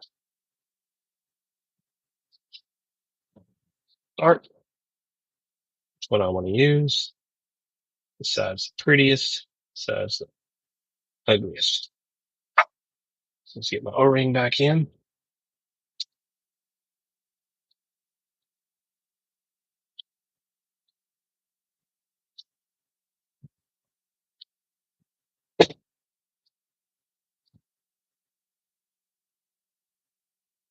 Let's do that a little better.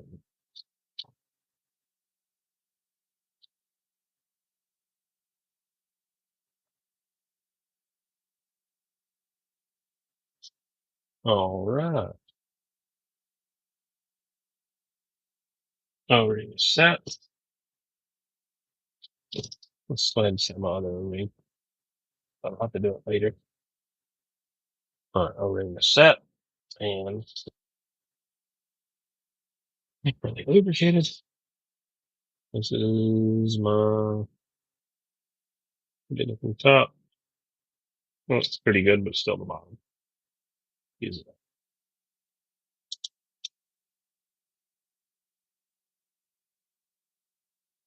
Give me a second. I gotta get a little bit of pressure on this to do it right. It's kind of hard to do it when I'm standing over on my bench and I don't have full access to my grip. So line it up.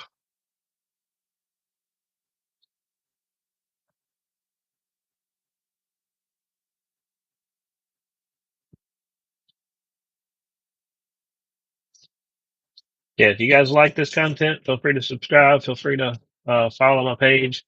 I know there's a lot of you guys that see this stuff, and if you've hung out by now, chances are you probably like it. I do this stuff all the time. Mondays, Tuesdays, and Thursdays. A lot of times I'll even do it Fridays and Saturdays if I'm doing some extracurricular work. I'll be doing some cool power supply stuff here come soon. And then, of course, I'm doing some tower work that you guys got to see a little while back. I'll be doing some more of that.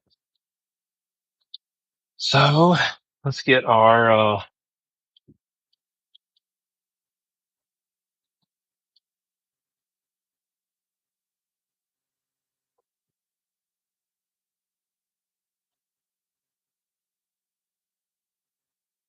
I had a bin. I left it out just for this job. I don't know if I like the copper better than I do the brass, or if I like the brass better than I do the copper. I'm not quite sure. But today, let's do the brass. Let's make it a brass day.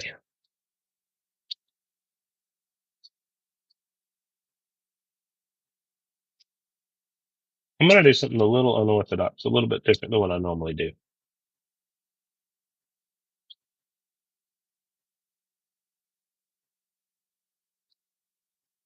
Yeah. And then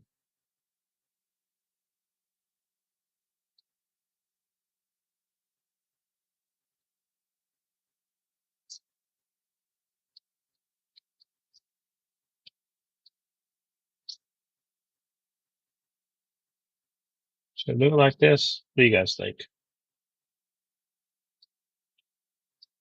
Or should I do this? Sorry, I'm making a decision real quick. Executive decision has to happen. Yeah, I'll do it like this. I'm going to do this. The vise again. It's heavy.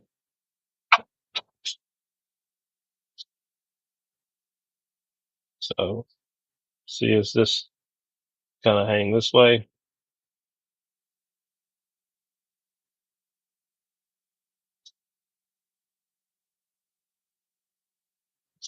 We can use that. Maybe. I don't know if I can or not.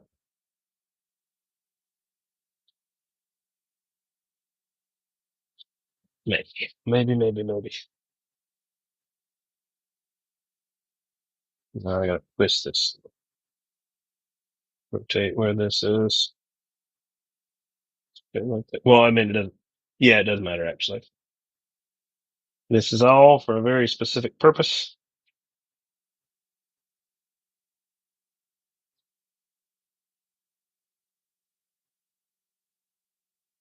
Straight enough. I can handle that.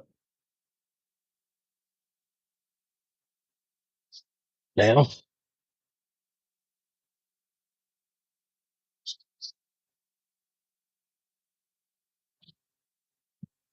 do this. This is a weird angle. I'm gonna try to do something real quick.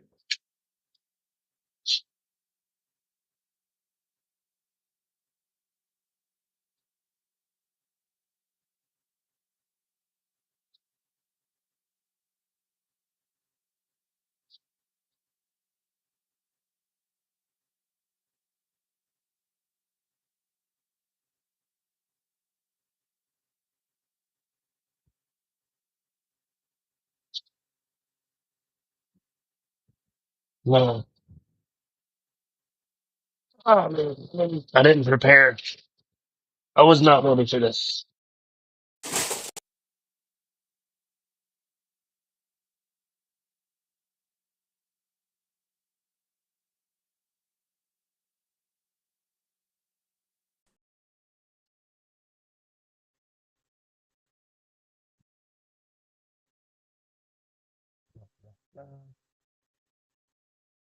Is the right size?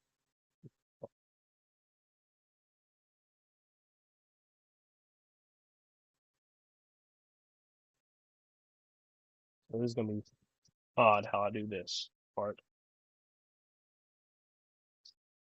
Now I gotta get my tool real quick. I'm about to be in trouble, guys. Okay, 2 of these to finish, and then I can ship a harness out. And I gotta ship that harness out today. Uh, oh, I need a specific socket that's sitting right over here. Should be this one. Nope, smaller than that. This is ours. Nope. This is the bad thing about cleaning up. I got one, like 2, 3 sockets over here, but not one of them are the ones that I need.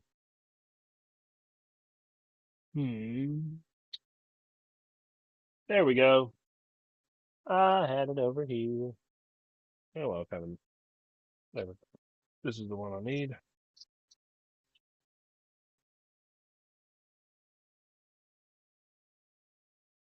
And we have some water in here.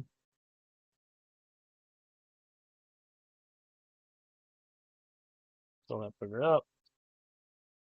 Get this booger up.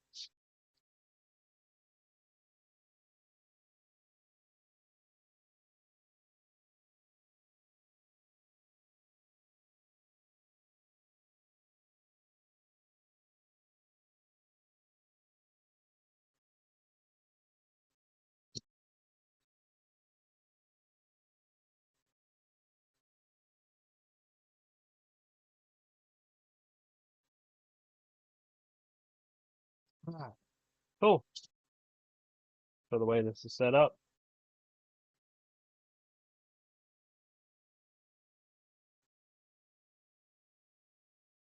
we'll have a little bit more solder on the top.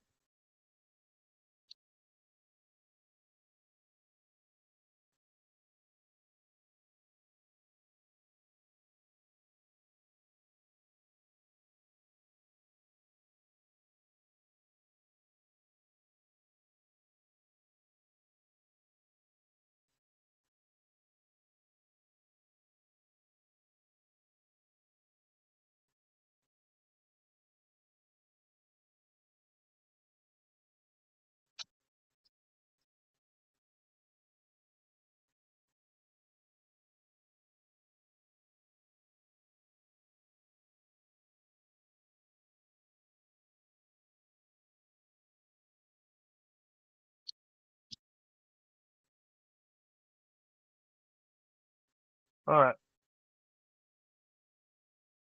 Now,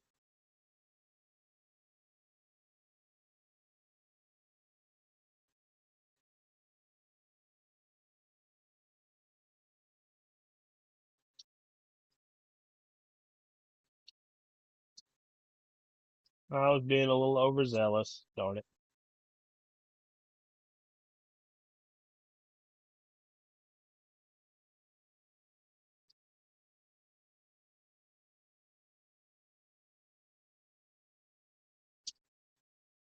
We'll add a little bit here.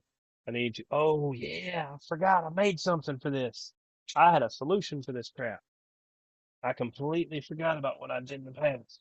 Check this out.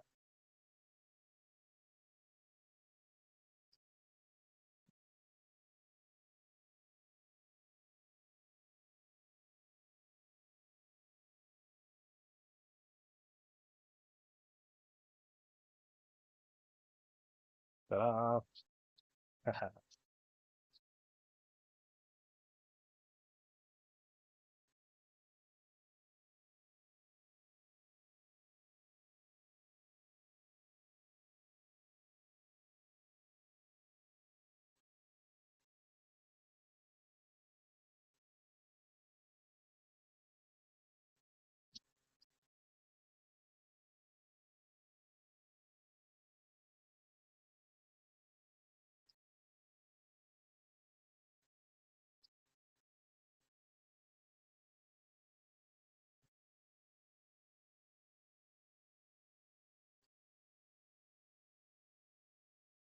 The mistake that I made was a pretty simple one.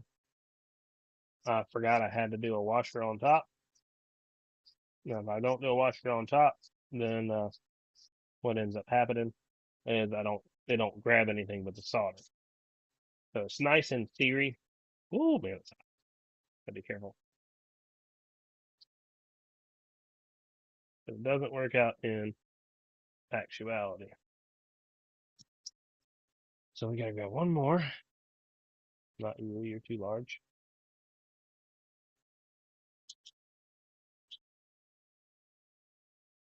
We're gonna call it after this. I gotta get this thing done and get this thing shipped out. Let's go ahead and thread this on, tighten this up.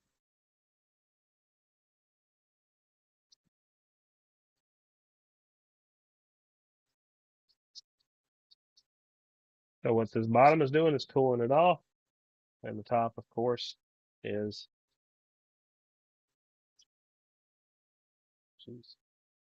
cold or hot.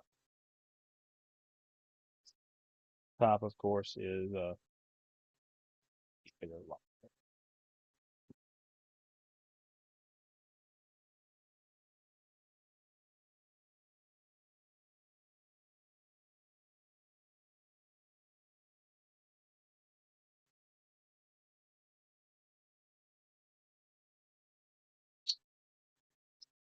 And then make sure that bottomed out.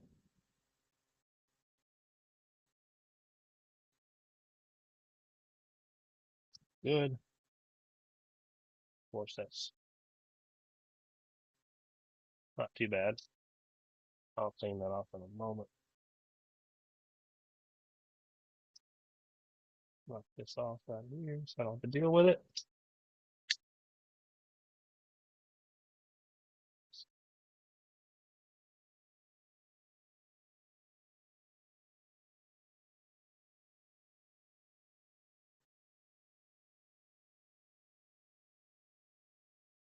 Okay, we're done. I can't get super aggressive with this. There we go. Both ways. Now we got a thinner conductor that's locked into place the way it needs to be. Ta-da!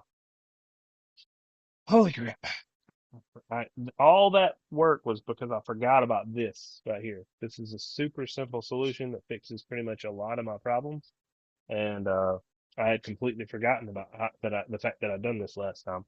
I did it with a cup last time in one of my other videos. This is going to go. Let me zoom out real quick.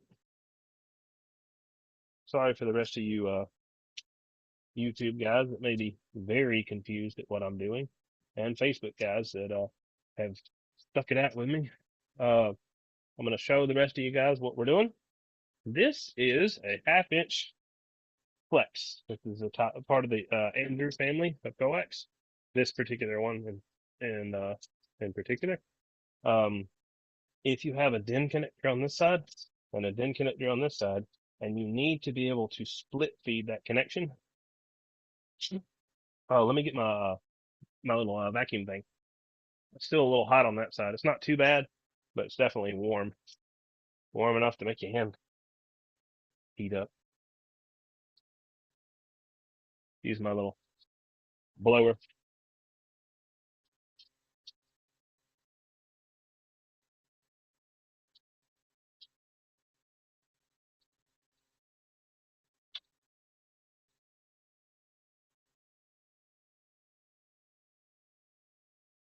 All right.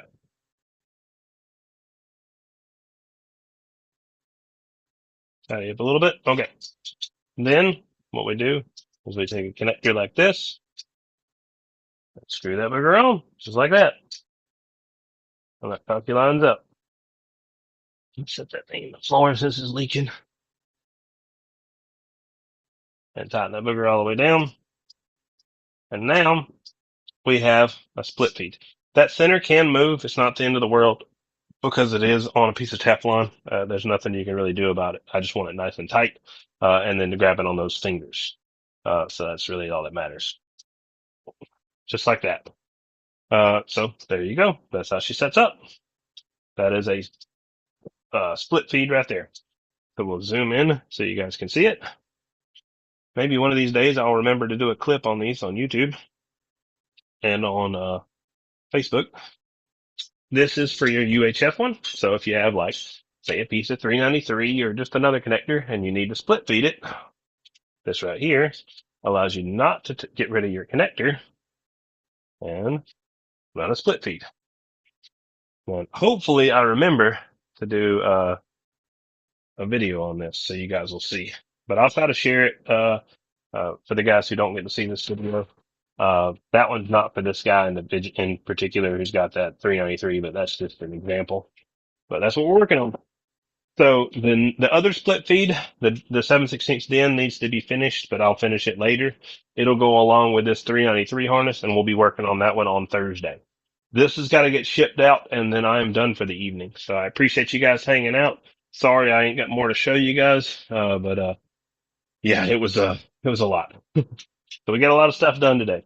So catch you guys later, and appreciate y'all guys hanging out. Y'all feel free to subscribe and check out what I'm doing next because we're gonna be doing some fun stuff. See y'all.